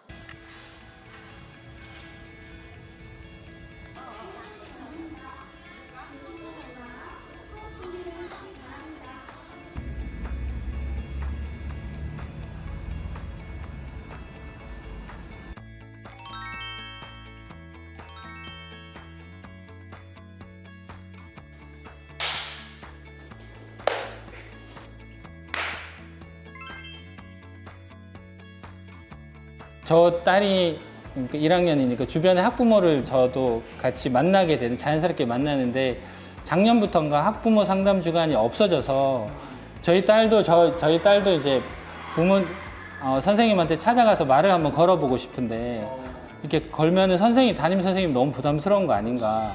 그리고 주변의 학부모들도 다 그런 말을 하더라고요. 담임 선생님한테 말을 걸고 상담을 요청하고 싶은데 그 요청하는 것들이 담임 선생님이 너무 귀찮아하거나 부담스러워하는 건 아닌가 하는 생각을 가지고 있더라고요. 그래서 입장 바꿔서 생각하면 우리 학부모도 똑같이 우리 애가 너무 궁금한데 담임 선생님 귀찮게 하는 거 아니냐 이렇게 생각할 것 같아서, 그렇다면 내가 조금 더 다가간다면 이게 오히려 담임과 학부모 사이에 신뢰를 쌓을 수 있는 좋은 계기가 되고 도구가 될 수 있겠다는 생각이 들어서 시작하게 됐고, 이게 효과가 조금 있는 것 같아요, 확실히. 네. 저는 원래 칼조의 칼 종래를 추구하는 교사입니다. 인문계 고등학교에서 근무하다 보니 아이들이 너무 일정이 바쁘기도 하고 아침에 왔을 때 이렇게 뭐 그날 해야 할 숙제나 수행평가나 이런 거 하고 있고 막 공부하고 있고 이러면 말 걸기가 사실 좀 어렵거든요. 그래서 잘 말을 못 걸었었는데, 그리고 그게 아이들도 좋아한다고 생각했었어요. 그런데 저희 반에 5월 달에 교생 선생님이 오셨거든요. 근데 교실을 빠르게 빠져나오는 저와 달리 교생 선생님은 너무 아이들 예뻐하시고 쉬는 시간이나 조회 이후 시간에도 계속 아이들한테 가서 말 걸어주시고 이렇게 열심히 대화를 하시더라고요. 그래서 그 선생님을 보면서 약간 초임 때 나도 저런 때가 있었나 하는 생각이 들기도 했고, 제가 올해 저희 반 애들이 항상 되게 조용하고 말을 잘 안 한다고 생각했는데 또 교생 선생님이 말 걸었을 때 활발하게 이야기하는 아이들을 보니까 제가 그동안 너무 필요한 말만 하고 아이들한테 다가가려고 하는 말을 하지 않았구나 하는 생각이 좀 들었어요. 제주도에 처음에 임용이 돼서 근무를 했습니다. 특히 그때는 제가 특수교사라서 제주도의 서귀포시 특수교육지원청에서 먼저 이제 근무를 했었는데, 주변에 이제 뭐 연차 높으신 선생님들하고 또 장학사님들하고 저희 과장님이 이제 장학과님이신데 먼저 저한테 다가와서 많이 어렵지라고 하시더라고요. 공문 쓰는 거 모르지 먼저 얘기하셔서 얘 몰라요. 그러니까는 모르는 거 이때 물어봐라. 언제든지 물어봐라. 옆에 있는 사람들 다 물어봐라. 그러면 자기 일 제쳐두고 다 알려줄 거다라고 주변에서도 다 먼저 다가와 주셨어요. 그러더니 이제 몇 달이 지나니까 제가 어느덧 이 일이 너무 익숙해지고 교직도 너무 적응이 되어 있었고 해서 이런 생각을 해서 너무 감사하다라고 말씀을 또 드렸어요. 그러면서 주변에서도 하시는 말씀도 그렇고 저도 들었던 생각은 나 또한 이렇게 좋은 교직 문화를 만들어 가야겠다라고 생각을 가졌습니다. 네. 말 걸기는 1학년, 지금 초등학교 1학년을 하고 있으니까 아무래도 학교 시간에도 부모님한테 정상적으로 인계하는 것까지가 이제 초등학교 1학년 선생님의 임무가 끝나는 거니까, 그래서 보통 이제 학교 시간에 부모님들이 이렇게 나오는 부모님들 위주로 일단 자연스럽게 오늘 우리 아이가 어떻게 공부했는지, 발표는 잘했는지 이런 것들이 궁금하실 것 같아서 아주 사소한 것들을 오늘 너무 잘했다, 이거 집에 가서 좀 칭찬해 달라, 이런 것들 정도로 하면 부모님하고 한 1분? 2분 정도 내로 짧게 얘기해도 부모님들도 그렇게 부담 없이 그냥 같이 함께 동참할 수 있는 것 같아요. 네. 그리고 이제 안 오는 부모님은 SNS로 그냥 말 걸 수도 있고, 오늘 이런 거 잘했으니까 집에서 좀 칭찬해 달라고 얘기할 때도 있고, 그냥 무작정 오늘 얘가 좀 표정이 좀 안 좋은 것 같아가지고, 어떤 애가 표정이 안 좋은 것 같아서 전화를 했죠. 그랬더니 아침에 자기가 엄마가 혼냈다고 이런 이유 때문에 혼내서 우리 애가 좀 표정이 그랬던 것 같다. 그래서 그거를 좀 이렇게 기회로 삼아서 평상시에 얘가 어떻게 지내는지, 그리고 이제 한글은 조금 더 잘했으면 좋겠다, 이런 것들, 책 읽기를 좀 시켜달라, 이런 것들을 자연스럽게 얘기할 수 있는 계기가 되었다고 나는 이렇게 전화를 통해서 할 수 있어서 애들 학습적인 면에도 말 걸기가 약간 도움이 되지 않나 하는 생각이 듭니다. 네. 기말고사 2주 전 동안 아이들한테 신청을 받아서 기말고사 앞두고. 네, 기말고사 앞두고 2주 전 동안 하고 싶은 날짜에 딱 한 번만 먹을 수 있다. 그래서 학교 자판기에서 점심 식사한 이후에 만나서 아이스크림을 사주고 저희 학교에 숲길이 있어서 같이 시간이 되는 학생들은 산책을 하면서 이야기를 나누었습니다. 학생들마다 좀 달랐는데요. 일단 시작은 기말고사 앞을 두고 있어서 공부는 잘 하고 있냐 이렇게 물어보기 시작했는데 그렇게 물어봤을 때 이렇게 멀어진 학생도 있었고요.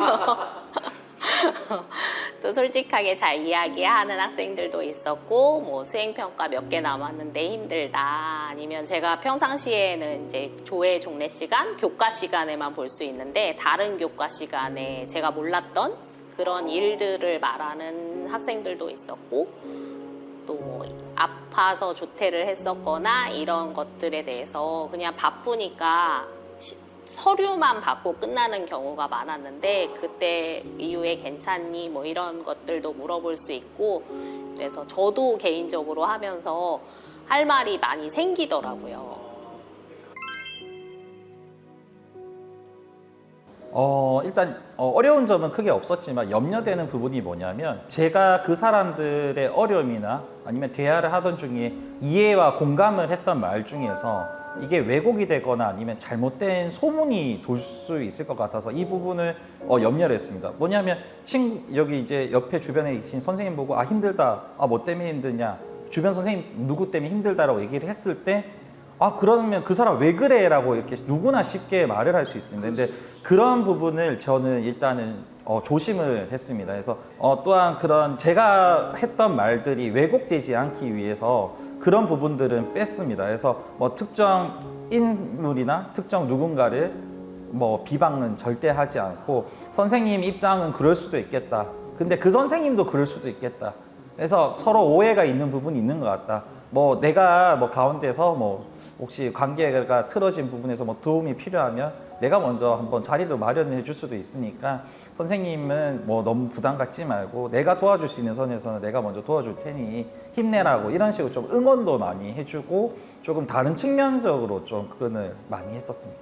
일단 이제 교사가 먼저 말을 걸어야 되는 거니까 제가 말을 거는데 혹시 말 걸게 되면 부모님들이 우리 애가 뭔가 문제가 있는 건 아닌가 하는 염려, 걱정을 하시는 분이 제일 많은 것 같아요. 그래서 실제로 저도 제 딸이 1학년이거든요. 근데 1학년 학생 부모님 그럴 일은 없지만 담임 선생님한테 저희한테 전화를 걸거나 말을 걸 때 우리가 또 뭐 잘못했나 이런 염려가 되는 것 같아요. 바꿔서 생각하면 제가 말 걸 때 부모님들이 우리 애가 뭔가 문제가 있는 아닌가 이런 생각을 하시는데 그래서 그 알림장 적어줄 때 요즘은 뭐 SNS나 이런 앱을 통해서 알림장 적어주니까 그 알림장 적어줄 때 제가 말을 걸 때 뭔가 이렇게 쪽지를 보내거나 할 때 대부분 문제가 있어서 그런 게 아니라 그러니까 칭찬해 주려고 거는 거니까 너무 부담 가지지 말아 달라 이렇게 좀 미리 얘기를 좀 하고 해야 될 것 같아요. 그렇게 해서 하고 시작했거든요. 그러니까 부모님들이 약간은 좀 덜 부담스럽지 않나 하는 생각이 듭니다. 아이들이 너무 바쁘니까요. 그래서 수행평가가 막 하루에 몇 개씩 몰려 있거나 시험 기간이 다가오거나 이러면은 이렇게 압박을 느끼는 게 좀 보이거든요. 그래서 제가 하는 말이 그렇게 크게 도움이 되지 않을 것 같은데 말을 거는 게 오히려 방해가 되지 않나? 지금 할 일이 있는 아이들한테 시간을 뺏는 게 아닌가? 이런 게 제일 좀 걱정되는 부분이었던 것 같아요. 저는 그 학부모하고 말을 걸면은 일단 학부모들이 이렇게 부담 없이 저한테 연락을 주는 효과가 있더라고요. 그러니까 이렇게 SNS로 연락 오는 거나 뭐 전화로 연락 오는 거나 이런 걸 할 때 조금 더 문턱이 낮아진 느낌이 있거든요. 학부모가 접근할 수 있는 턱이 낮아지면 선생님이 더 바빠지고 분주해지고 번거로워지는 거 아니에요? 근데 이제 일단은 뭔가 문제가 있을 때 묵혀놓고 있다가 학부모들이 한 방 터뜨릴 때가 제일 문제라고 저는 생각하거든요. 그래서 그게 무례한 수준의 아니라 우리 애가 어떻게 지내는지 궁금하고 이런 것들이 잔잔발이라고 하죠. 그런 것들이 늘어남으로 인해서 조금 더 학부모하고 소통이 잘 되니까 애들 문제도 조금 해결되는 것들이 조금 쉬워진다 그래야 되나? 그동안에는 좀 필요한 말만 하고 사무적인 말만, 고등학교 일정이 학생도 바쁘고 교사도 너무 정신없어서 딱 필요한 말만 하는 경우가 많았는데, 좀 말 걸기를 하면서 아이들의 작은 것들이 저도 보이고 좀 쓸데없는 얘기 같아 보이지만 그런 얘기들을 좀 편하게 할 수 있게 되어서 그런 게 좋은 유익이었던 것 같아요, 저한테는. 제가 좀 더 상대방을 이해하는 관점이 좀 넓어졌습니다.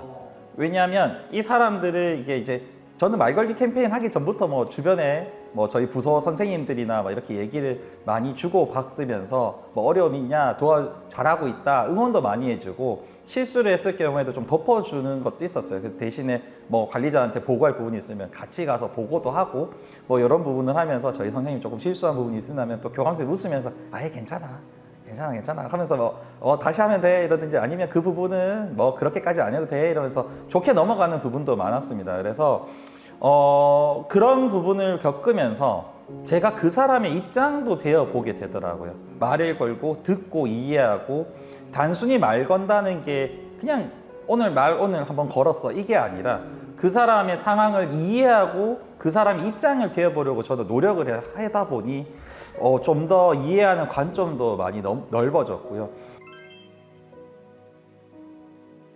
저도 학교 다닐 때를 돌이켜 보니 그냥 선생님들이 지나가시면서 한마디 해주셨던 거, 그리고 수업 시간에 나를 특정해서 해주신 말씀은 아니지만 어떤 좋은 말씀을 해주셨던 게 지금도 기억이 나고, 그게 또 저 혼자 속으로 힘들어할 때 힘이 되는 경우가 있었거든요. 그래서 저희들이 학교에서 물론 가르치고 행정 업무하고 이런 것만으로도 너무 벅찬 일상이지만 저희의 작은 한마디가 또 아이들에게는 선생님이 나에게 관심을 가지고 있구나, 또 가까워지려고 노력하고 있구나 이렇게 생각하면서 학교 생활을 하는데 조금이라도 작은 행복까지는 아니더라도 작은 즐거움 같은 것이 될 수 있지 않을까 그렇게 생각을 합니다. 네, 저는 이 사소한, 그러니까 너무 거창한 말걸기가 아니라 사소한 말걸기를 통해서 분명히 학부모하고 교사가 적절한 그런 관계, 신뢰 관계가 쌓인다면 내가 학급 경영을 하는데도 굉장히 많은 도움이 되리라 생각합니다. 아마 이 말걸기가 나비 효과가 되어서 학부모하고 말걸기, 학생하고 말걸기, 그리고 동료 교사하고 말걸기로 이어질 수 있는 계기가 될 것 같고, 이걸 통해서 내가 다른 사람이 아닌 내가 학교 생활하는데 조금 더 즐거움을 가질 수 있는 계기가 되지 않을까 하는 생각이 듭니다. 그래서 너무 거창하게 생각하지 말고 그냥 오늘 뭐 먹었는지, 그리고 오늘 애는 어떤 발표를 했는데 너무 잘해서 칭찬 한번 해달라는 그런 말 한마디를 통해서 말 걸기를 한다면 아마 2학기 생활이 더 풍성해지지 않을까 하는 생각이 듭니다. 이 말 걸기라는 게 특별하지 않습니다. 출근할 때 만나면 쌤 안녕하세요. 쌤 힘내세요. 오늘도 무사히 안녕. 이게 말 걸기입니다. 그리고 뭐 그러다가 쌤 어려움 있으면 언제든지 얘기해 주세요. 제가 도와줄게요. 말 잘못 풀었다가 막 업무 자기한테만 오면 어떡합니까? 업무 자기한테 오면 도와주죠 뭐. 그거 뭐 도와주면 되고. 네네. 오신 것 같아서 마이크가요. 네. 당에서 울려 퍼질 정도까지. 아니면 쌤 제가 JBL 그거 해놨잖아요. 그거 이동형 스피커 그걸로 할까요? 그거랑 어머니랑. 네. 알겠습니다. 하여튼 목요일 날 뵙겠습니다. 네. 쌤 고생했어요. 안녕. 동생이요? 근데 검사가 다음 주에 나오는 거지, 결과가? 네, 다음 주요. 오늘 또 공부하는데 엄청 발표를. 잘하네요. 네. 다행이네. 그래서 깜짝 놀랐어요. 이거야, 제가 지금 하고 있는 전공 그런 것 때문에 고민이 좀 많았는데 좀 그거에 대해서 좀 되게 진지하고 되게 좀 좋게 조언도 많이 해주시고 고민도 많이 들어주셔서 감사했어요, 너무. 저희 쌤이요, 개그를 정말 잘 치세요. 네, 약간 재치 있으시고 유머러스 하셔서 얘기할 때마다 가끔씩 저희가 빵 터질 때가 있는데 너무 좋은 선생님이신 것 같아요. 예를 들면요. 얼마 전에 저희 천장에 비가 오는데요. 단톡방에 저희가 1학년 때는 2층을 썼었거든요. 근데 저희 보고 아랫사람들이라서 몰랐을 거라고 막 이렇게 농담해 주셨는데 너무 재밌어서. 그렇게 재밌지 않아? 좋아요. 전혀 안 부담스럽습니다. 많이 걸어주세요, 말. 네.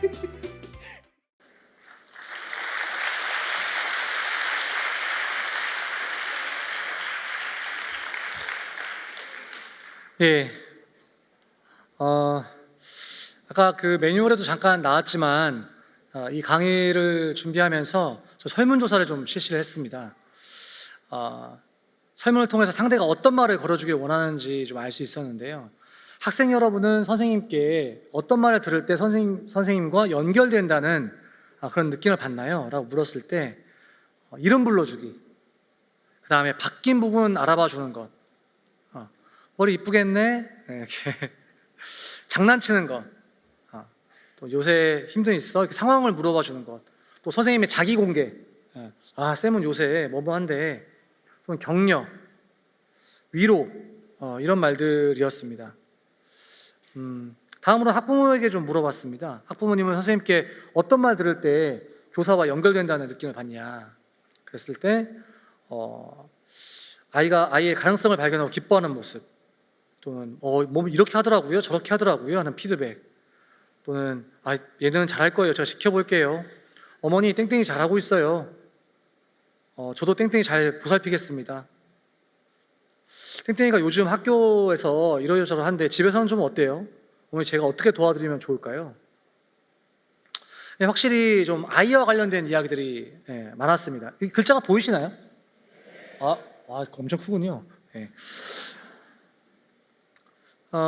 그리고 영상 속에서 그 박수홍 선생님이 이야기하신 것처럼 좀 잔잔바리로 틈만 나면 말을 거는 게 좋았던 것 같습니다. 이 선생님들 혹시 이런 거 보면 아니 대표님 왜 학부모한테만 말을 걸어요? 이렇게 생각하실 수도 있을 것 같아요. 아니 현 대표님이 선생님이 학부모한테 듣고 싶은 말 조사해서 학부모들한테 가서 강의하셔야죠. 맞죠? 네. 그런 것도 물어봤습니다. 물어봤고, 그런데 선생님들 대답은 다양하지가 않아요. 놀랍도록 일치해요. 들으면 힘이 나고 더 일하고 싶고 연결되는 마음이 드는 말, 압도적인 1위가 뭔지 아십니까? 고맙습니다. 압도적인 1위입니다. 내가 네 새끼 때문에 얼마나 애쓰는데 너는 고맙다는 소리 안 하냐?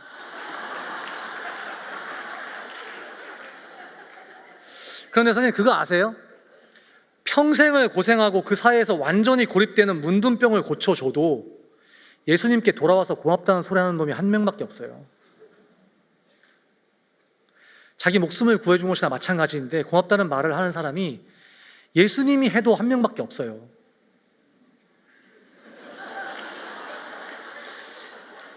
그래서 제가 대신 말씀드리겠습니다.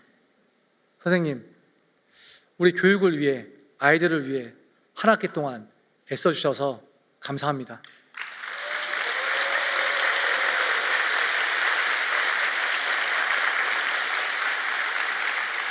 다음으로 선생님들께 좀 여쭤봤습니다. 선생님은 동료 교사에게 말을 들을 때 연결되는 느낌이 받나요? 와, 이거는 답변이 정말 다양했는데요. 이거는요, 제가 글을 읽으면서 너무 힐링이 되더라고요. 쌤 고생했어. 쌤 덕분에 잘 끝났어요. 쌤 뭐 도와줄 거 없어요? 쌤 그거 같이 해요. 쌤 힘들죠? 궁금한 거 있으면 언제든 연락 줘요. 필요한 거 있으면 얘기해. 쌤 우리 차 한잔 할까? 밥 먹으러 가자. 쌤 요즘 어때? 무슨 일 있었어? 천천히 해도 괜찮아. 쌤 그거 가지고 너무 마음 뺏기지 마. 쌤만 그런 거 아니야. 쌤 너무 고마워요. 그때 진짜 고마웠어. 와, 쌤 그게 비결이 뭐야? 쌤 따라가고 싶어. 쌤 같이 하자. 같이 가자.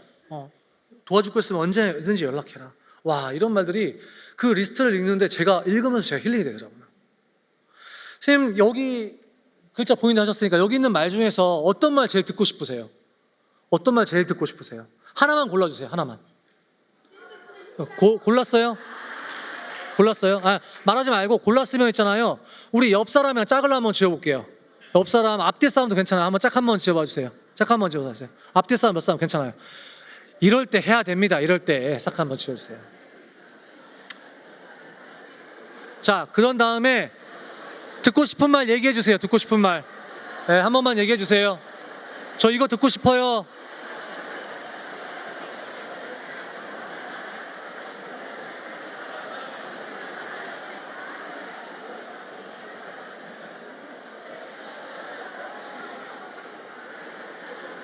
예, 감사합니다. 감사합니다. 못다 하신 분들 꼭 해주십시오. 지금 시간이 얼마 안 남았다고 해서 넘기겠습니다. 죄송합니다. 저희 무대 음향, 조명, 카메라 이런 거 다 섭외하고 장비 섭외하고 자기 장비로 버스킹 음향까지 준비하는 저희 선생님이 계세요. 선생님께서 초임 시절인가 그 퇴근을 하는데 부장님이 늦게까지 남아서 일을 하시더래요. 그래서 자기도 피곤한데 말을 걸었답니다. 선생님, 제가 뭐 도와드릴 거 있을까요? 그랬는데 부장님이 오 그래 오 와. 오 잘했다. 와. 그래가지고 이 선생님이 또 착해요. 그래가지고 그걸 다 도와드린 거예요. 네. 그랬는데 나중에 그 부장 선생님이 그 다음부터는 어디를 가던 누구를 만나던 이 선생님 이야기를 하더라는 겁니다. 야, 그때 나 혼자 야근하는데 말이지, 다 퇴근하는데 그 신규가 와가지고 나 도와줄 거 없냐고 묻더라. 그리고는 끝까지 남아서 나 도와주더라. 이런 식으로요. 선생님, 저는 그때 하나님께서 정원 선생님을 통해서 영광 받으셨다고 봅니다. 마지막으로 관리자분들에게 또 듣고 싶은 말을 조사했습니다. 네. 선생님은 관리자에게 어떤 말을 들을 때 가장 연결되는 느낌을 받나요? 네. 네, 그 중에 제일 인상적이었던 게 있습니다. 선생님, 걱정하지 마세요. 이건 제가 처리하겠습니다. 희망사항 한 번도 들어보지 못함. 선생님, 제가 지원할게요. 선생님은 교육활동에 전념하세요. 정말 듣고 싶습니다. 제가 그래서 한번 들려드리려고 합니다. 제 교장 선생님을 좀 섭외했습니다. 우리 유초, 중고 다 통합해서 교장 선생님 하시는 분이시거든요. 우리 DCF의 강수환 선생님이십니다. 네. 지금 시간 다 됐다고 계속 연락 오기 때문에 다른 멘트 하시면 안 됩니다. 자, 요것만 딱 한번 부탁드리겠습니다. 진심을 담아서. 요것만. 네. 예, 고맙습니다. 선생님, 걱정 마세요. 이건 제가 처리하겠습니다.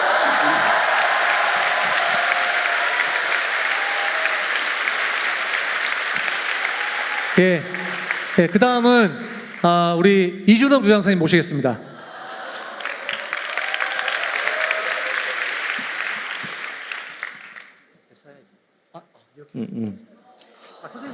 선생님들에게 선생님, 제가 지원할게요. 선생님은 수업 활동에만 전념하세요.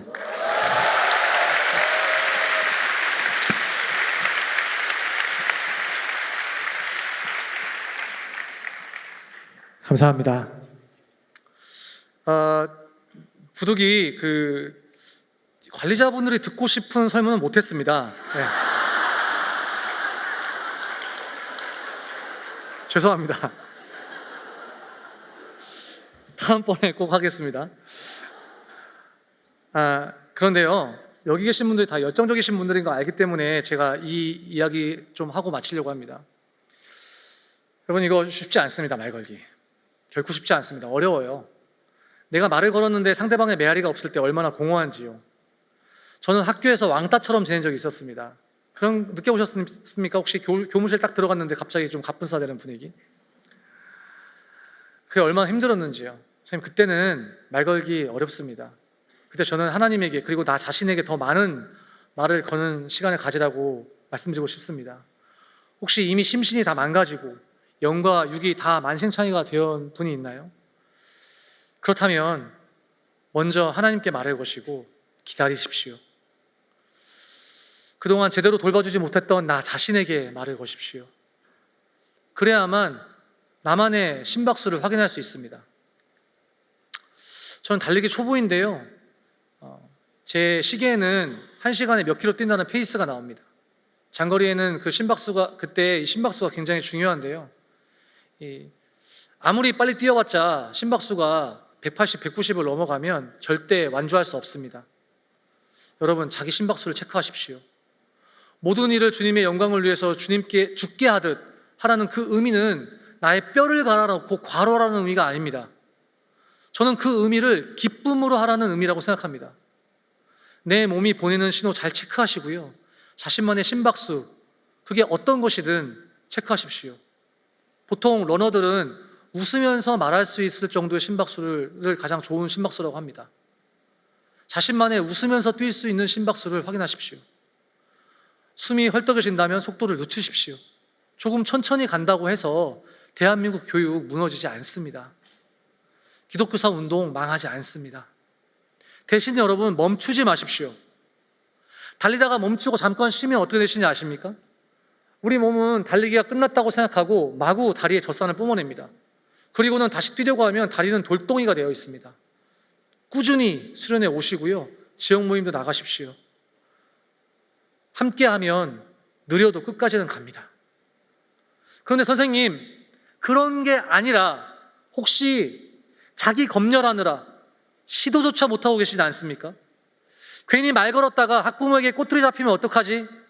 괜히 말 걸었다가 학생에게 괜한 오해 사면 어떡하지? 괜히 말 걸었다가 말하는 것조차 녹음당하면 어떡하지? 아, 관두자. 선생님, 그럼에도 불구하고 이런 말걸기 캠페인은 해야 합니까? 예, 그렇습니다. 이 말걸기 캠페인은 사실 다른 사람을 위한 캠페인이 아닙니다. 교육 공동체를 위하기 이전에 나 자신을 위한 캠페인입니다. 여러분, 혹시 끊임없이 이렇게 자기 검열을 하고 검열해서 스스로 아무것도 할 수 없는 감옥에 자기를 가두고 있지 않습니까? 선생님, 지난 1학기 동안 아동학대에 걸릴까봐, 민원에 시달릴까봐 아무것도 못하고 계시지 않으셨습니까? 내가 괜히 개입하면 아동학대에 걸릴 수 있는데 하며 흐린 눈으로 보기를 선택하지 않았나요? 내가 하는 말이, 내가 쓰는 문자가 혹시라도 문제가 될까봐 걸릴 말이 없을까? 내가 이렇게 수업하면 수능에 도움이 안 될 텐데, 그럼 또 민원이 들어올 텐데 끊임없이 자기 검열하고 또 검열하고 계시지 않았습니까? 아니, 우리가 시험 문제를 내거나 편지를 보낼 때 틀린 글자가 있나 보는 그 점검 말고 내 스스로 더 이상 열정적인 교육을 하지 못하게 하는, 더 이상 교육하고 싶은 의지를 꺾어버리는, 교직과 아이들에 대한 열정을 식게 만드는 그 자기 검열 말입니다. 그런 내 안의 족쇄, 나 스스로를 가둬놓는 감옥. 선생님, 말걸기는 단순한 말걸기가 아닙니다. 나 스스로를 가둔 그 감옥으로부터 나를 해방시키는 일입니다. 내가 더 이상 교육을 포기하지 않겠다는 선언입니다. 더 이상 두려워하지 않겠다는 선포입니다. 내 동료 교사에게, 학생에게, 학부모에게 교육 공동체 회복이라는 아직 오지 않은 미래를 마치 오늘 실현된 것처럼 살겠다는 결단입니다. 그래서 내가 더 이상 기독교사로서의 그 부르심과 이 현실의 좌절 사이에 분리된 자로 살지 않겠다는 선택입니다. 실제로 엄청나게 큰 일들은 말걸기와 같은 작은 행동에서부터 시작합니다. 미국의 흑인 인권운동은 한 여성이 버스에 앉아있기로 선택함으로써 시작되었습니다. 로잔 파크스 버스에 앉아있어가지고 그 백인들에게 민원을 받고 버스 기사가 신고해서 경찰에게 왔을 때, 야, 너 그러면 감옥 갈지 몰라. 로잔 파크스는 이야기했습니다. 그래도 괜찮다. 돌과 철로 만든 감옥이 내게 무슨 의미가 있을 수 있겠는가? 내 마음속에 갇혀있던 참 자아에 따라 행동함으로써 나는 당신들이 만든 감옥보다 훨씬 더 나쁜 감옥에서 나를 해방시켰다. 선생님, 우리는 지난 한 학기 동안 얼마나 많은 경우에 이러면 이렇게 될지 몰라, 저러면 저렇게 될지 몰라, 괜한 오해 살 짓 하지 말자, 야, 그러다가 그 쌤 신고당했잖아, 야, 그러다가 그 쌤 성적민원 받았잖아, 이런 이야기를 얼마나 많이 했습니까? 아, 그럼 어떻게 하라는 거야? 아무것도 할 수 없잖아, 어쩔 수 없잖아, 그러니 못해. 기독교사로 부르심을 받은 나와 현실 속에 두려움이 묶인 나 사이에 그 분리된 채 삶을 살지 않으셨습니까? 그러나 선생님, 다른 사람이 나에게 가하는 그 어떠한 처벌도 자신이 왜소해지는 것에 공모함으로써 스스로에게 가하는 처벌보다 더 클 수는 없습니다. 선생님, 이 시간 저는 선생님들에게 교사 해방을 선언합니다. 선생님, 그럴 일은 없겠지만 혹여라도 말걸기 캠페인 하다가 감옥에 가시게 되면 연락 주십시오. 제가 우리 한성준 대표 보내서 성실하게 옥바라지하게 하겠습니다. 다만 한 가지는 보장되어 있습니다. 우리가 더 이상 분리된 채 살지 않음으로써 우리는 적대적인 세계의 한가운데서 기독교사로서의 정체성과 성실성을 주장할 수 있다는 것입니다.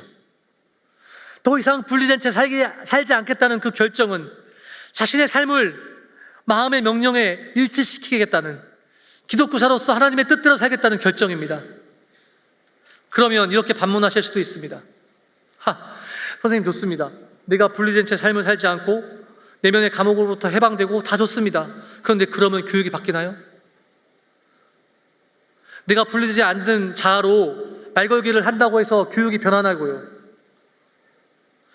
그러다가 괜히 나 혼자만 이상한 사람 되는 거 아니에요? 나 혼자만. 선생님, 이런 캠페인을 제안할 때마다 생각나는 이야기가 있습니다. 바로 벌새 이야기 아시죠?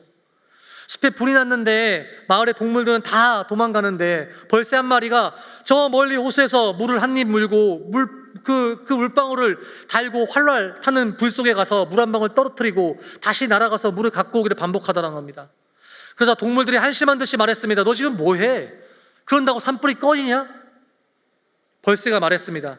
나는 내가 할 수 있는 일을 할 뿐이야. 저는 벌새 이야기를 참 좋아합니다. 하지만 이 이야기를 처음 들었을 때 생각했습니다. 의도는 알겠는데 저거 20번만 왔다 갔다 하면 쟤는 타 죽겠는데? 아니, 학교에 지금 악성 민원에 아이가 교관 뺨을 때리는데 말걸기? 장난하냐? 그걸 어떻게 부를 거? 나 혼자 그런다고 되겠어? 나만 타 죽으면 어떡해?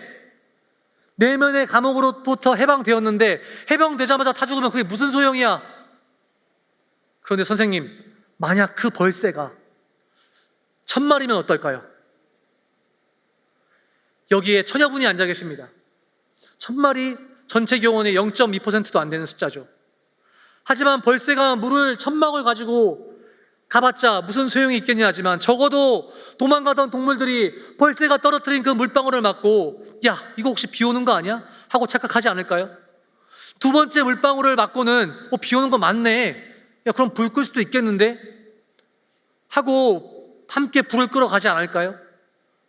설령 그렇지 않더라도 결국 실패하더라도 혼자 실패하지 않고 함께 실패한다면 의미 있지 않을까요? 저 불타는 학교를 향해 모두가 학교를 떠나지 못해 안달할 때 언제 다 죽는 동물이 내가 될지 모른다며 야, 어제는 사자도 다 죽었대, 기린도 다 죽었대 하며 서로가 서로에게 공포를 전이하고 숲을 떠나는 것은 지능순서라며 우리도 할 수만 있다면 빨리 도망가자며 떠날 때 입에 대화라는 물방울 한 방울 달고 다시 학교로 달려가는 그 한 사람, 그 불구덩이를 향해 달려가는 그 한 사람, 또 한 사람, 또 한 사람이 모이면 분명 변화를 만들어낼 수 있습니다. 조금 천천히 날아도 괜찮습니다. 이렇게 숲이 불타는 상황에서 아무것도 할 수 없지 않느냐며 주저앉지 않으면 됩니다. 적어도 이 숲을 버리지 않고 나는 그저 나의 할 일을 하겠다며 다시 낮은 젖은 날개를 추스르고 날개짓 하는 사람, 여러분이 그 한 사람이 되어 주십시오. 그리고 선생님, 함께 할 벌새를 찾으셔야 합니다. 같은 지역에서 또 같은 학교에서 같은 단체에서 함께 할 벌새를 찾아가십시오. 혼자서는 절대 분리된 삶을 이겨낼 수 없습니다. 오후에 있을 그 모임별 만남 시간에 꼭 모임을 찾아가십시오. 한 곳에 갔다가 영 분위기 안 좋으면 딴 곳 가도 좋습니다. 가서 꼭 벌새들을 만나십시오. 그 모임에서 제일 앞에서 미련하게 진행 보고 있는 사람, 그 사람이 벌새 맞습니다. 선생님, 저는 오늘 긴 이야기 드렸습니다. 다 기억 못 하시겠죠? 그래서 나중에 수련회 끝나시고도 이 키링 보면서 기억 상기하시라고 드리려고 합니다. 자, 이제 형성평가입니다.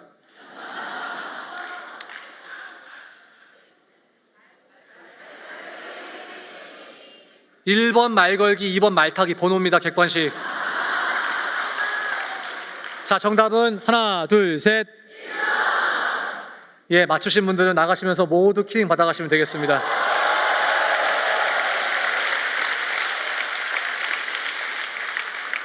좋은 교사에서 이 이후로 이 말걸기 캠페인을 또 잡지를 통해서 또 실제 실천 운동을 펼쳐 나가려고 합니다. 주의 깊게 봐주시고요. 저 매뉴얼도 잘 정리해서 패드렛에 올려놓도록 하겠습니다. 긴 시간, 긴 이야기 함께 들어주셔서 감사합니다. 마치겠습니다.